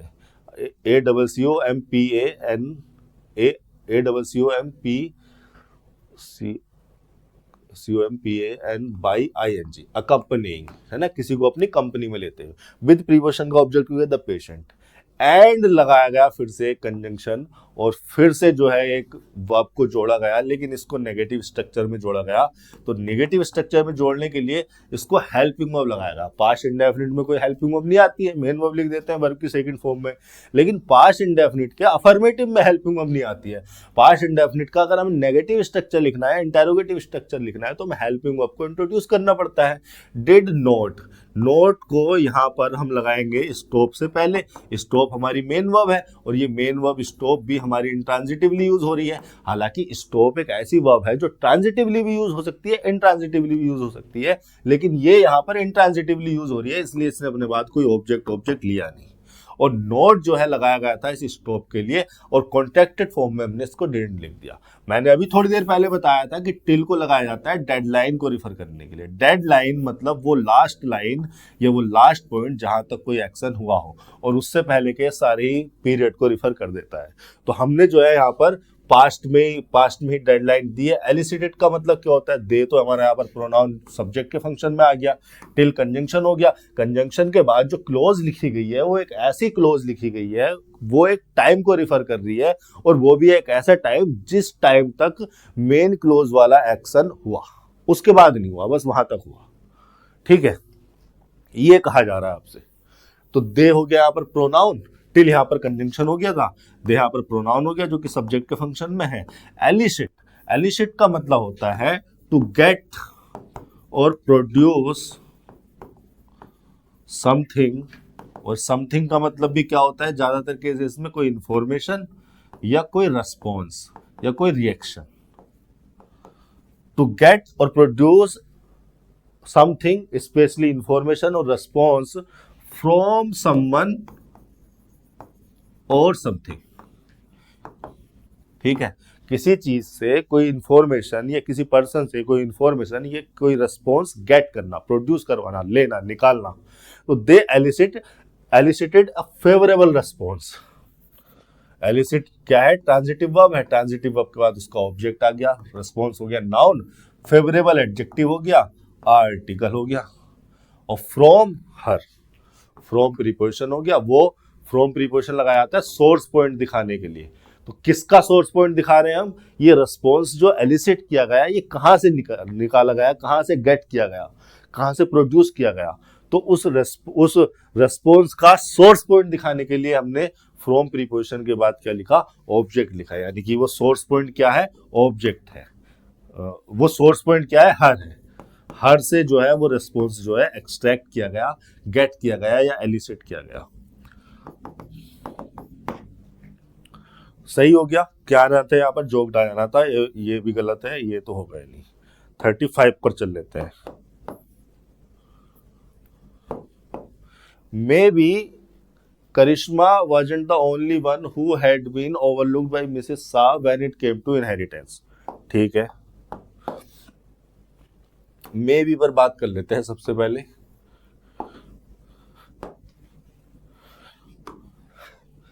देखिए जो मे बी है, मे तो होता है आपका हेल्पिंग वर्ब, मोडाल, मोडाल सारे के सारे हेल्पिंग वर्ब भी होता है, मोडाल को ऑक्सिलरी वर्ब या हेल्पिंग वर्ब भी कंसीडर किया जाता है। दो तरह की हेल्पिंग वर्ब होती है, एक हमारे पास प्राइमरी जो टेंस को एक्सप्रेस करती है, और दूसरे होता है मोडाल जो मूड को या एटीट्यूड को एक्सप्रेस करते हैं। तो मे तो हो गया हेल्पिंग वर्ब या मोडाल जो कि हम पॉसिबिलिटी बताने के लिए लगाते हैं। आपको अच्छे से पता है कि मे को पॉसिबिलिटी बताने के लिए लगाया जाता है। कुछ सिचुएशन में इसको परमिशन के लिए भी हम यूज कर लेते हैं, परमिशन देने के लिए या परमिशन मांगने के लिए। मैम मे आई कम, मे आई कम इन, दरवाजे पे खड़ा होकर जब स्टूडेंट कहता है मैम मे आई कम इन, सर मे आई कम इन, तो क्या है, परमिशन मांग रहा होता है। तो इस सिचुएशन में भी हम मे को यूज कर लेते हैं। अच्छा ये बी क्या है, जब यहाँ पर हेल्पिंग वर्ब आ गई तो इसके बाद ये क्या है, मेन वर्ब है। अच्छा ये बी मेन वर्ब है, तो जब बी मेन वर्ब होती है तो एक लिंकिंग नेचर की वर्ब होती है, और लिंकिंग नेचर की वर्ब होती है तो उसके बाद निश्चित तौर पे ही कॉम्प्लीमेंट आएगा। अगर मैं इस फ्रेज का इस्तेमाल करके एग्जाम्पल लिखना चाहूँ तो मैं लिख सकता हूँ, it may be true. It हो गया सब्जेक्ट, मे हो गया हमारा मोडाल, बी हो गई हमारी मेन वर्ब, लिंकिंग वर्ब थी, उसने अपना बात कॉम्प्लीमेंट ले लिया। कॉम्प्लीमेंट एडजेक्टिव हो सकता है तो ट्रू एडजेक्टिव कॉम्प्लीमेंट बन गया इट सब्जेक्ट के लिए। एक एग्जाम्पल मैं ऐसे भी लिख सकता हूं, सी मे बी absent। ठीक है, वही वही उसी स्ट्रक्चर को मैंने लिखा है। सी यहाँ पर सब्जेक्ट हो गया, मोडाल, लिंकिंग वर्ब आ गई, उसके बाद एब्सेंट एडजेक्टिव हो गया। तो ये जो मे है ये हेल्पिंग वर्ब हो गई, बी हो गया आपका मेन वर्ब। अब आपके सेंटेंस में आप ये सोचिए कि मे बी से सेंटेंस को स्टार्ट किया गया है, मतलब हेल्पिंग वर्ब से सेंटेंस को स्टार्ट किया जा रहा है। और हेल्पिंग वर्ब से जब सेंटेंस को स्टार्ट किया जाता है तो वो होती है भैया इंटरोगेटिव स्ट्रक्चर। तो क्या यहाँ पर इंटरोगेटिव स्ट्रक्चर लिखी है, क्या यहाँ पर कोई क्वेश्चन मार्क लगा है, क्या सेंटेंस का मीनिंग या कंटेक्स्ट ऐसा है, पढ़ के देख लो दोबारा से, कि इंटरोगेशन में इंटरोगेशन मीनिंग को कन्वे करने वाला माना जा सकता है इसको? बिल्कुल नहीं। करिश्मा यहाँ पर नाउन है जो कि सब्जेक्ट हो रहा है। अच्छा बी हमने लिंकिंग वर्ब मानी थी तो इसका कॉम्प्लीमेंट मान लोगे इसको, तो वाजंट को कैसे जस्टिफाई करोगे? अगर बी को लिंकिंग वर्ब कंसीडर कर लिया जाए, एग्जामिनर की बात को मान लिया जाए, या जिसने भी ये सेंटेंस लिखा है उसकी बात को मान लिया जाए कि हेल्पिंग वर्ब से सेंटेंस स्टार्ट हो गया, तो हेल्पिंग वर्ब के बाद पहली बात तो सब्जेक्ट आना चाहिए था। हेल्पिंग वर्ब से अगर सेंटेंस स्टार्ट कर रहे हो तो इंटरोगेटिव स्ट्रक्चर इन्वर्टेड फॉर्म में लिखी जाती है। तो क्या स्ट्रक्चर होता है वो? पहले हेल्पिंग वर्ब होता है, फिर सब्जेक्ट प्लस मेन वर्ब लिखा होता है। तो यहां पर हेल्पिंग वर्ब से स्टार्ट कर दिया आपने सेंटेंस को मे से, तो वो सब्जेक्ट कहां है? नहीं है। फिर सीधे आपने मेन वर्ब लिख दी, तो आपने स्ट्रक्चर को तो यहीं पे खराब कर दिया। एक्चुअली में हेल्पिंग वर्ब से स्टार्ट होने वाले जो सेंटेंस होते हैं वो इंटरोगेटिव स्ट्रक्चर होती है, इन्वर्टेड फॉर्म होती है। वो इन्वर्टेड फॉर्म भी यहां पर नहीं लिखी हुई। एक और सेंटेंस होते हैं, एक तरह की स्ट्रक्चर और होती है जो वर्ब से स्टार्ट हो जाते हैं, वो होते हैं इंपरेटिव सेंटेंस, लेकिन वो मेन वर्ब से स्टार्ट होते हैं। जैसे मैंने लिखा ओपन द डोर, मैंने लिखा ओपन द डोर, तो मैंने मेन वर्ब से स्टार्ट कर लिया। ये जो मेन वर्ब से स्टार्ट कर लिया, ये डायरेक्ट ऑर्डर को रिफर करता है, मूड को रिफर करता है। इंपरेटिव भी एक मूड होता है, कोई टेंस नहीं होता। मेरे कहने का मतलब है कि सेंटेंस को हेल्पिंग वर्ब से स्टार्ट करने की कोशिश की गई, और हेल्पिंग वर्ब जो है इंटरोगेटिव स्ट्रक्चर में यूज होते हैं, और इंटरोगेटिव स्ट्रक्चर लिखी भी नहीं जा रही। हेल्पिंग वर्ब के बाद सब्जेक्ट आना चाहिए था, वो सब्जेक्ट है ही नहीं। बाकी आगे की स्ट्रक्चर को भी जस्टिफाई नहीं कर पाओगे, लेकिन यहीं पर गलत हो गया। चलो यहां पर इस गलती को नजरअंदाज करके आगे चलने की कोशिश करूं। ये हमारी मेन वर्ब हो गई, इस मेन वर्ब के बाद इसका कॉम्प्लीमेंट हो गया सब्जेक्ट, तो फिर इस बाज नोट को कैसे जस्टिफाई करोगे? और सबसे बड़ी बात, अगर इंटरोगेटिव स्ट्रक्चर को जस्टिफाई करने की कोशिश कर रहे हो तो इंटरोगेशन का मार्क होना चाहिए, मीनिंग इंटरोगेशन का होना चाहिए। ऐसा कुछ है ही नहीं। एक्चुअली में ये आपको गलत लिख के दे दिया गया, ये आपको बिल्कुल गलत लिख के दे दिया गया है।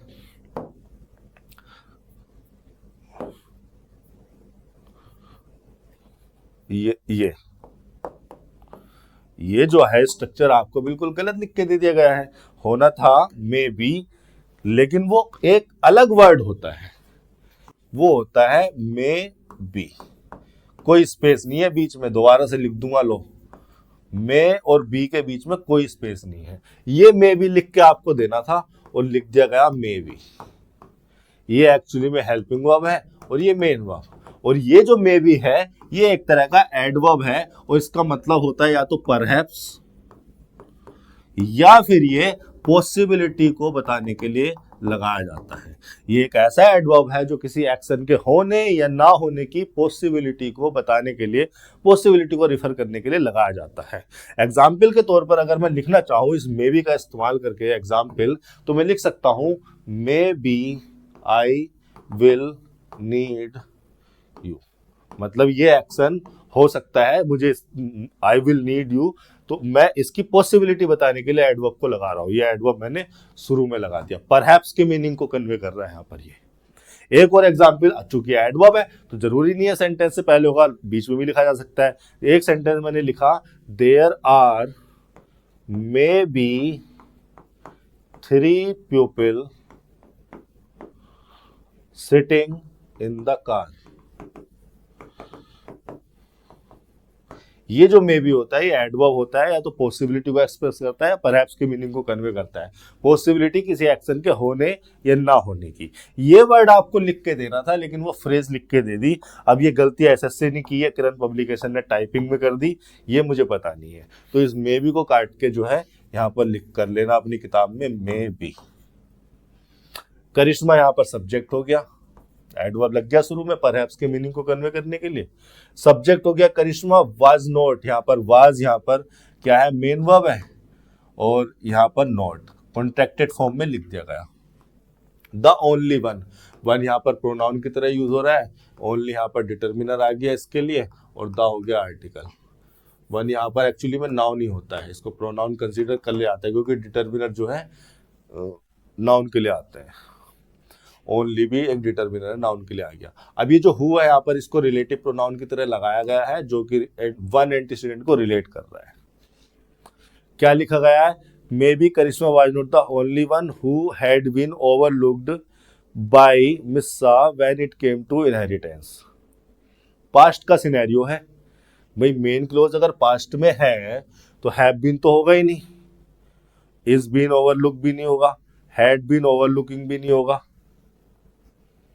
तो हैड बीन ओवरलुक तो सही लिखा हुआ है, हु रिलेटिव प्रोनाउन है जो कि सब्जेक्ट हो रहा है इस वन के लिए, और हैड हो गई हमारे यहाँ पर helping verb, be plus verb की थर्ड फॉर्म लग गई, और बी प्लस वर्ब की थर्ड फॉर्म लगाना सही है, हमें पैसिव स्ट्रक्चर को यूज करना पड़ेगा क्योंकि हमारा जो डूअर है वो कोई और है। बाय प्रीपोजिशन लगाकर डूअर ही तो लिखा गया है। जब डूअर सब्जेक्ट के अलावा कोई और होता है तो action done by somebody else का रेफरेंस आ रहा है, action done by somebody else का रेफरेंस आ रहा है, तो इट मींस ये जो हु है, ये जो वर्ब फॉर्म लिखी है इसको एक्टिव में नहीं पैसिव में लिखो, और हैड बीन ओवरलुक सही लिखा है, और ये स्ट्रक्चर इसी वजह से गलत हो गया था क्योंकि ये पैसिव में नहीं लिखा था, परफेक्ट कंटिन्यूअस में ले गया था जिसकी जरूरत नहीं थी। और वैन लगाया गया है यहाँ पर एक टाइम क्लोज को इंट्रोड्यूस करने के लिए। वैन जो होता है वो एडवर्ब भी हो जाता है और कंजंक्शन भी हो जाता है। यहाँ पर वो हो रहा है कंजंक्शन, लेकिन जब वो कंजंक्शन हो या एडवर्ब वो होता है वो टाइम रिलेवेंट फंक्शन में। तो कंजंक्शन तो है लेकिन टाइम रिलेवेंट फंक्शन में ही है, मतलब जिस क्लोज को जोड़ेगा वो टाइम को ही रेफर करेगी, ये इसको कहा जाएगा टाइम क्लोज। और वैन ने कंजंक्शन का काम कर दिया और इस क्लोज को जोड़ दिया, और it came to inheritance, it यहाँ पर सब्जेक्ट हो गया, यहाँ पर केम मेन वर्ब हो गई, टू यहाँ पर प्रीपोजिशन, उसके बाद इनहेरिटेंस ऑब्जेक्ट हो गया। इट केम टू इनहेरिटेंस, ठीक है। यहाँ पर टू जो है यहाँ पर भी लास्ट पॉइंट को रिफर कर रहा है, बट ये लास्ट पॉइंट थोड़ा मेटाफोरिकली है, कोई फिजिकल मूवमेंट नहीं हो रही, यहाँ पर टाइम की बात हो रही है कि जब ये इनहेरिटेंस का समय आया, ठीक है, जब इनहेरिटेंस हुई। तो ओवरलुक का मतलब इग्नोर कर देना, टू ओवरलुक मतलब टू इग्नोर। कहने का मतलब यह है कि करिश्मा कोई थी लड़की वगैरह, कोई बच्ची वगैरह, जब इनहेरिटेंस की बात आई तो उसको भी इग्नोर कर दिया गया बाय मिस्टर शाह। तो यहाँ पर ये कंटेक्स्ट है और ये स्ट्रक्चर है सेंटेंस की, जरा ध्यान रखना था आपको। यहाँ पर ध्यान ये रखना था कि आपको पैसिव स्ट्रक्चर यूज करनी थी। बाय मिस्टर सा लगाया गया है तो हैड बीन ओवरलुक सही है, हैव बीन ओवरलुक भी नहीं हो सकता क्योंकि टेंस जो है कंटेक्स्ट हमारा पास्ट का है। ये हो गया 35, आगे चल लेते हैं 36। A monthly contribution by the boys Elder brother have made this move possible, ठीक है।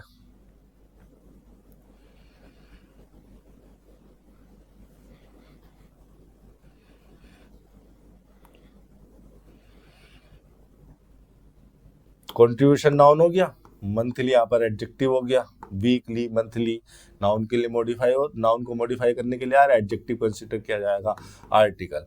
पूरी की पूरी नाउन फ्रेज क्या हो गई, सब्जेक्ट हो गई बाय प्रीपोजिशन, और प्रीपोजिशन के बाद हो गया उसका ऑब्जेक्ट।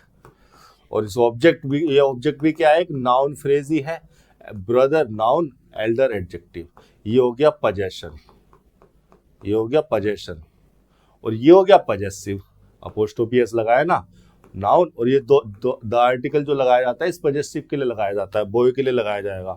तो बाय प्रीपोजिशन लगा के उसका ऑब्जेक्ट लिख दिया गया ये बताने के लिए कि किसके द्वारा कंट्रीब्यूशन की बात हुई है। तो अब मंथली कंट्रीब्यूशन ये हमारा सब्जेक्ट है, और ये है हमारा सिंगुलर। तो अगर ये सिंगुलर है तो यहाँ पर हैव तो होना नहीं था, हैज होना था, लेकिन हैज कहीं ऑप्शन में है नहीं, तो अब ऑप्शन के हिसाब से चल लो। फिर हैड में एक तो हो नहीं सकता, हैड के साथ वर्ब की थर्ड फॉर्म आनी चाहिए थी, जो कि दूसरे ऑप्शन में वही सही है, हैड के साथ मेकिंग भी नहीं हो सकती, तो दूसरा ऑप्शन सही हो जाएगा। अब ये जो मेड है ये खुद एक ट्रांजिटिव वर्ब है, इसने अपना ऑब्जेक्ट ले लिया, और ये पॉसिबल आ गया ऑब्जेक्ट कॉम्प्लीमेंट के रूप में। ये जो मेक है ऑब्जेक्ट कॉम्प्लीमेंट ले लेता है अपने ऑब्जेक्ट के बाद। ये कॉन्सेप्ट भी मैं अपने किसी एक चैप्टर में कॉमन एरर वाले में बता चुका हूं कि कुछ वर्ब ऐसी होती हैं जिनके बाद ऑब्जेक्ट और ऑब्जेक्ट कॉम्प्लीमेंट लिखा जाता है। 37 he claimed that he have corrected the ringing on both clocks। ही यहाँ पर प्रोनाउन हो गया जो कि सब्जेक्ट के फंक्शन में है, क्लेम्ड यहाँ पर मेन वर्ब हो गई जो कि ट्रांजिटिव नेचर की वर्ब है, और उसके बाद इसका ऑब्जेक्ट लिखा हुआ है, ये पूरी की पूरी नाउन क्लोज, ये पूरी की पूरा ऑब्जेक्ट हो रहा है, तो इसको नाउन क्लोज कंसीडर कर लोगे। डैट यहाँ पर कंजंक्शन लग गया जो कि मेन क्लोज से रिलेवेंट किसी इंफॉर्मेशन को बताने के लिए लगाया जाता है। अब ये कंजंक्शन यहाँ पर लग गया तो उसके बाद आ गया हमारा सब्जेक्ट, दूसरी क्लोज स्टार्ट हो गई। सब्जेक्ट है हमारा सिंगुलर, सिंगुलर के हिसाब से यहाँ पर आना चाहिए था हैज, और हैज भी नहीं, जब मेन क्लोज पास्ट में है तो इस वाली सबऑर्डिनेट क्लोज का टाइम भी पास्ट में चला गया। और क्लेम जिस चीज को किया जाता है वो चीज पहले हो जाती है, पहले कोई एक्शन हो गया, आप क्लेम उसको बाद में करते हैं। तो ये वाला जो एक्शन होगा करेक्टेड वाला, ये क्लेम से पहले का एक्शन होगा। तो अगर ये पास्ट इंडेफिनिट में है तो इसको तो वैसे ही पास्ट परफेक्ट में होना चाहिए, हैड करेक्टेड सही हो जाएगा। इसके लिए तो ऑप्शन देखने की भी जरूरत नहीं है आपको, कॉन्सेप्ट अगर सही है तो। करेक्टेड खुद एक ट्रांजिटिव वर्ब थी, और ट्रांजिटिव वर्ब ने अपना ऑब्जेक्ट ले लिया ऑन प्रीपोजिशन, और प्रीपोजिशन ने अपना ऑब्जेक्ट ले लिया उस प्लेस को बताने के लिए कहाँ पर रिंगिंग को सही किया गया। 37 हो गया आपका दूसरा ऑप्शन। 38 आ जाओ। A case in point is Sydney, Australia, where last year more than 8,000 pedestrians is fined is illegally crossing city street। देखो सही करने को तो आपको सिर्फ इतना देखना था यहाँ पर, अगर आप इस सेंटेंस को सही करना चाहते हैं, सही ऑप्शन देखना चाहते हैं, तो आपको इतना देखना था कि मोर यहाँ पर देन लिखा होगा, एक्चुअली में ये टाइपिंग एरर हो गई, THAN, मोर देन 8,000 pedestrians, ये तो प्लूरल हो गया, ये प्लूरल नंबर हो गया, तो ये तो सब्जेक्ट आपका प्लूरल है। सब्जेक्ट अगर आपका प्लूरल है तो यहाँ पर इज नहीं होना चाहिए, आर होना चाहिए, और ऊपर से लास्ट ईयर की बात की जा रही है तो आर भी क्यों होना चाहिए, फिर तो वर होना चाहिए, तो ये हो जाना चाहिए वर फाइंड। वर फाइंड दूसरे ऑप्शन में है, सही तो यहीं पे हो गया। लेकिन मुझे लगता है कि सेंटेंस को सही करने से ज्यादा जरूरी है समझना। अभी आप एग्जाम में नहीं बैठे हो कि आपका फोकस सही पर है, अभी आप सीखने के लिए बैठे हो, अभी आप सीख रहे हो, तो आपका ध्यान सीखने पे होना चाहिए। 4-6 महीने 8 महीने आपका ध्यान सीखने पे होना चाहिए। फिर जब आप एग्जाम के लिए प्रैक्टिस करोगे, क्वेश्चन पेपर्स को दोगे या मॉक टेस्ट को दोगे, तब जरा ध्यान जाना चाहिए सही पर। अब जरा शुरू कर लेते हैं। A case in point is Sydney. मैं जानता हूं वीडियो लंबी होती जा रही है, पर कोई बात नहीं, इसको समझ लेंगे। A case in point is Sydney, in preposition, और इस प्रीपोजिशन का ऑब्जेक्ट लग गया, और ये प्रीपोजिशनल फ्रेज आई है इस केस के लिए जो कि एक नाउन है और आर्टिकल। अब अ केस जो है एक नाउन फ्रेज, वो हो रही है सब्जेक्ट। इन पॉइंट प्रीपोजिशनल फ्रेज जो है अ केस के लिए, यानी कि केस के लिए एडजेक्टिव फ्रेज बन गई। अ केस सिंगुलर था तो इज, इसके हिसाब से ठीक हो गया। लिंकिंग वर्ब हो रही है, मेन वर्ब है, कॉम्प्लीमेंट आ जाएगा, कॉम्प्लीमेंट सिडनी हो गया, ऑस्ट्रेलिया, दोनों को जो है कोमा से जोड़ दिया। वेयर को हम एडवर्ब की तरह लगाते हैं और ये एडवर्ब जो हो जाता है रिलेटिव एडवर्ब हो रहा है यहाँ पर। यानी कि रिलेटिव एडवर्ब का मतलब क्या है, एक ऐसा एडवर्ब जो एडवर्ब प्लेस को तो रिफर करेगा लेकिन उससे पहले जो एंटीसीडेंट लिखा रहेगा उसी प्लेस को रिफर करेगा, यानी कि उस एंटीसीडेंट को रिलेट करेगा। जिस तरह से रिलेटिव प्रोनाउन अपने एंटीसीडेंट को रिलेट करते हैं उसी तरह से रिलेटिव एडवर्ब भी अपने से पहले लिखे हुए प्लेस को रिलेट कर देता है सबऑर्डिनेट क्लोज में। ठीक है, अब देखिए लास्ट ईयर क्या लग गया, लास्ट ईयर लग गया एडवर्ब ऑफ टाइम, और इस लास्ट ईयर की वजह से यहां पर मैंने क्या लिखा, वर फाइंड लिखा। मोर देन 8000 पेडिस्ट्रियंस, पेडिस्ट्रियंस नाउन हो गया, मोर देन 8000 ये पूरा का पूरा डिटर्मिनर हो गया इस नाउन के लिए, और मोर देन 8000 की बात की जा रही है इसलिए पीडस्ट्रियन नहीं लिख के पीडस्ट्रियंस लिखा, प्लूरल कर दिया।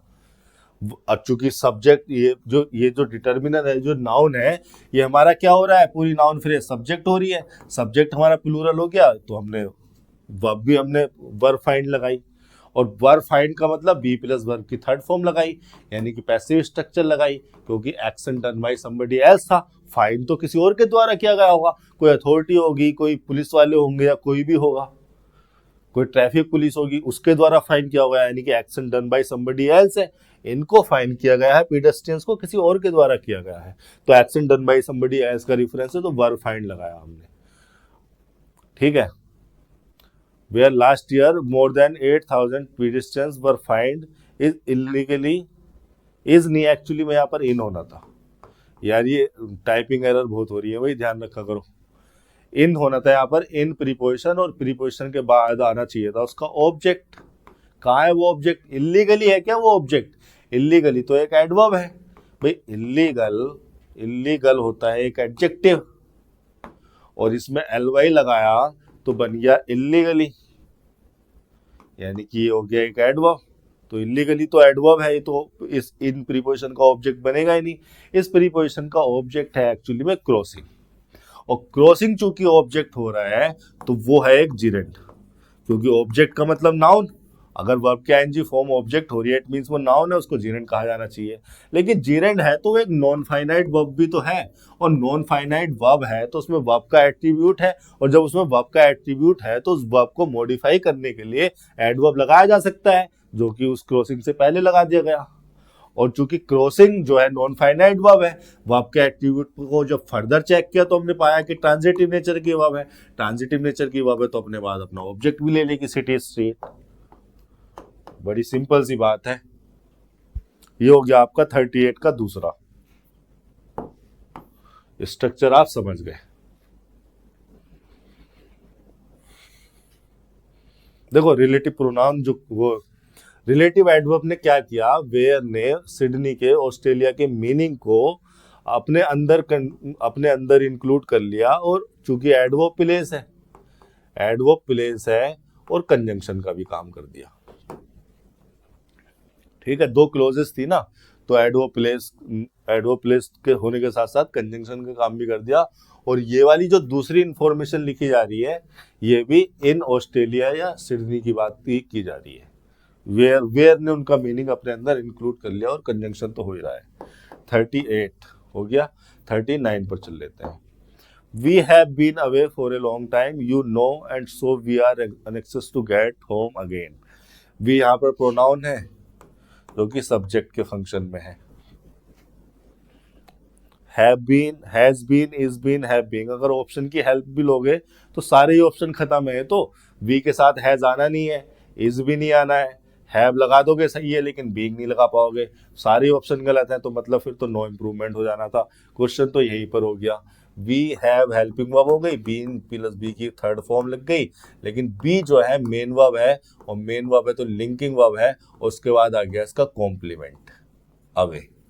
अवे जो है, अवे का मतलब है डिस्टेंट, दूर, फॉर प्रीपोजिशन लग गया, और प्रीपोजिशन के बाद अ लॉन्ग टाइम लग गया, और ये जो फॉर ए लॉन्ग टाइम है इसको मैं कंसीडर करूंगा adverb of time, time noun, long adjective, a article, for a long time, comma लगा दिया, यू नो, ये एक एडिशनल फ्रेज देखिए, एडिशनल क्लोज यहाँ पर लगाएगी, फ्रेज कह रहा हूँ।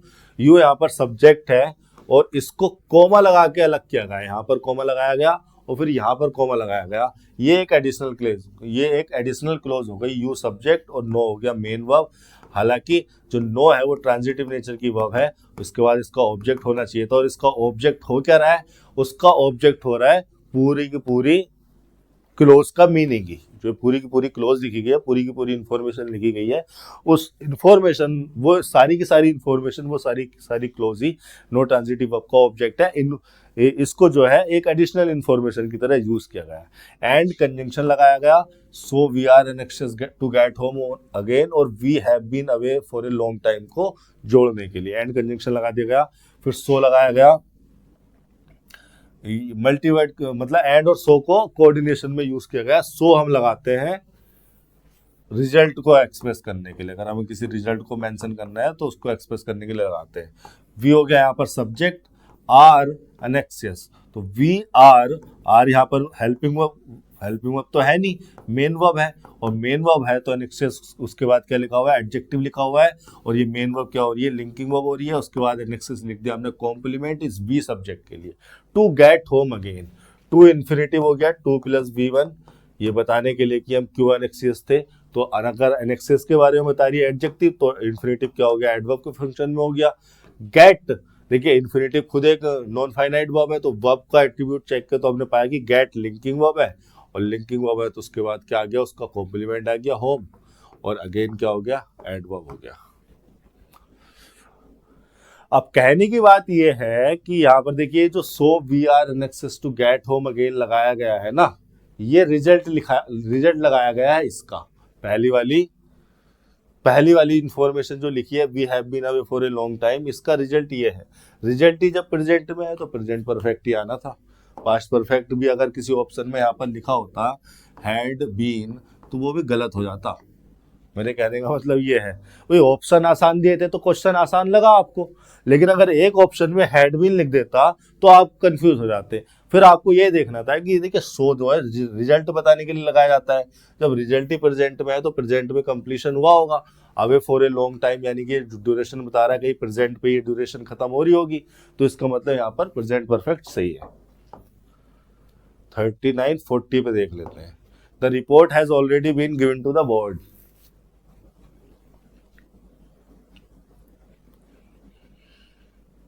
द रिपोर्ट यहाँ पर नाउन फ्रेज हो गई जो कि सब्जेक्ट के फंक्शन में है, सिंगुलर है तो हैज सही है। ऑलरेडी एक एडवर्ब है जो बीन से मेन वर्ब से अलग, एक्चुअली में जो बी है यहाँ पर बी प्लस वर्ब की थर्ड फॉर्म, ये बीन भी हेल्पिंग वर्ब के फंक्शन में ही है, ये हेल्प कर रही है इस मेन वर्ब की पैसिव मीनिंग को कन्वे करने के लिए। ठीक है, गिवन क्या है, वर्ब की थर्ड फॉर्म, यहाँ पर ये मेन वर्ब है। तो ये हैज भी यहाँ पर हेल्पिंग वर्ब है जो कि टेंस को एक्सप्रेस करने में मेन वर्ब की हेल्प कर रही है, और बीन भी यहाँ पर दूसरी हेल्पिंग वर्ब है जो कि गिवन की हेल्प कर रही है पैसिव मीनिंग को कन्वे करने। ऑलरेडी यहाँ पर लगाया गया सही है। गिवन यहाँ पर चूंकि पैसिवली यूज हो गई, तो ट्रांजिटिव तो थी लेकिन पैसिवली यूज हो गई, तो ऑब्जेक्ट तो अब इसके बाद आएगा ही नहीं। टू हो गया प्रीपोजिशन और द बोर्ड लग गया उसका ऑब्जेक्ट। टू प्रीपोजिशन लगाया जाता है रिसिपिएंट को रिफर करने के लिए, जिसने कुछ रिसीव किया, रिपोर्ट जिसने रिसीव की। तो ये भी सही है, कोई सेंटेंस इसमें कोई दिक्कत तो है नहीं, रिपोर्ट के साथ हैव लगाया नहीं जा सकता था, हैव के साथ बीइंग भी गलत लिख दिया, हैज ऑलरेडी बीइंग ये भी गलत हो गया, नो इम्प्रूवमेंट। 41 पर चल लेते हैं। You see a curtain of fog hanged low suspended over the fresh green grass. You see subject हो गया आपका प्रोनाउन, सी हो गया यहाँ पर मेन वर्ब, और मेन वर्ब जो है ट्रांजिटिव नेचर की है, उसके बाद उसका ऑब्जेक्ट आ गया। अब कर्टेन का मतलब पर्दा, कर्टेन का मतलब होता है पर्दा जो आपके घरों में खिड़की और दरवाजों पर लगे रहते हैं। किसके कर्टेन की बात हो रही है, एक्चुअली में यहाँ पर मेटाफोरिकल सेंस में कर्टेन को यूज किया जा रहा है। फोक का कोई कर्टेन थोड़ी ना होता है, फोक का कर्टेन मतलब फोक की लेयर को बोल रहा है वो।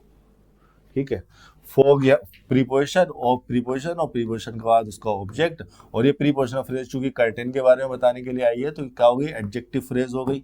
हैंग्ड लो, अब देखिए जो हैंग्ड है इसको वर्ब की थर्ड फॉर्म के रूप में लिखा गया है, यहाँ पर मेन वर्ब तो यहाँ पर आई गई थी, तो हैंग को वर्ब की थर्ड फॉर्म के रूप में लिखा गया है। तो यहाँ पर ये पास्ट पार्टिसिपल की तरह इसको लिख रहा है।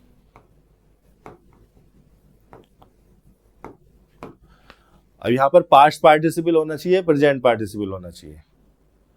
हैंग का मतलब होता है लटकना, इंट्रांजिटिव नेचर की वर्ब होती है। इंट्रांजिटिव नेचर की वर्ब है तो उसके बाद ऑब्जेक्ट तो आएगा ही नहीं, वो बात तो सही है। लेकिन ये जो पास्ट पार्टिसिपल होते हैं ये पैसिव मीनिंग को कन्वे करते हैं। अच्छा एक बात सोचिए, इतना इतना सब कुछ भी अगर आपको समझ में नहीं आता है तो आप ये सोचिए क्या क्या फॉग को लटकाया गया होगा या फॉग खुद लटक रहा है ना। हैंग का मतलब ये तो है कि नीचे को कुछ वो लटक रहा है, उसकी जो लेयर है वो नीचे को आ रही है। आपने सुना होगा एक फ्रेज आती है hanging fruit, low hanging fruit, है ना। फ्रूट खुद ही तो हैंग हो रहा है, फ्रूट को किसी और ने हैंग थोड़ी ना किया है। यहाँ पर ये जो फॉग है ऐसा थोड़ी ना इसको किसी और के द्वारा हैंग किया गया है, ये खुद अपने आप ही तो हैंग हो रहा है। तो जब ये एक्टिव मीनिंग को कन्वे कर रहा है तो हमें लिखना चाहिए यहाँ पर प्रेजेंट पार्टिसिपल।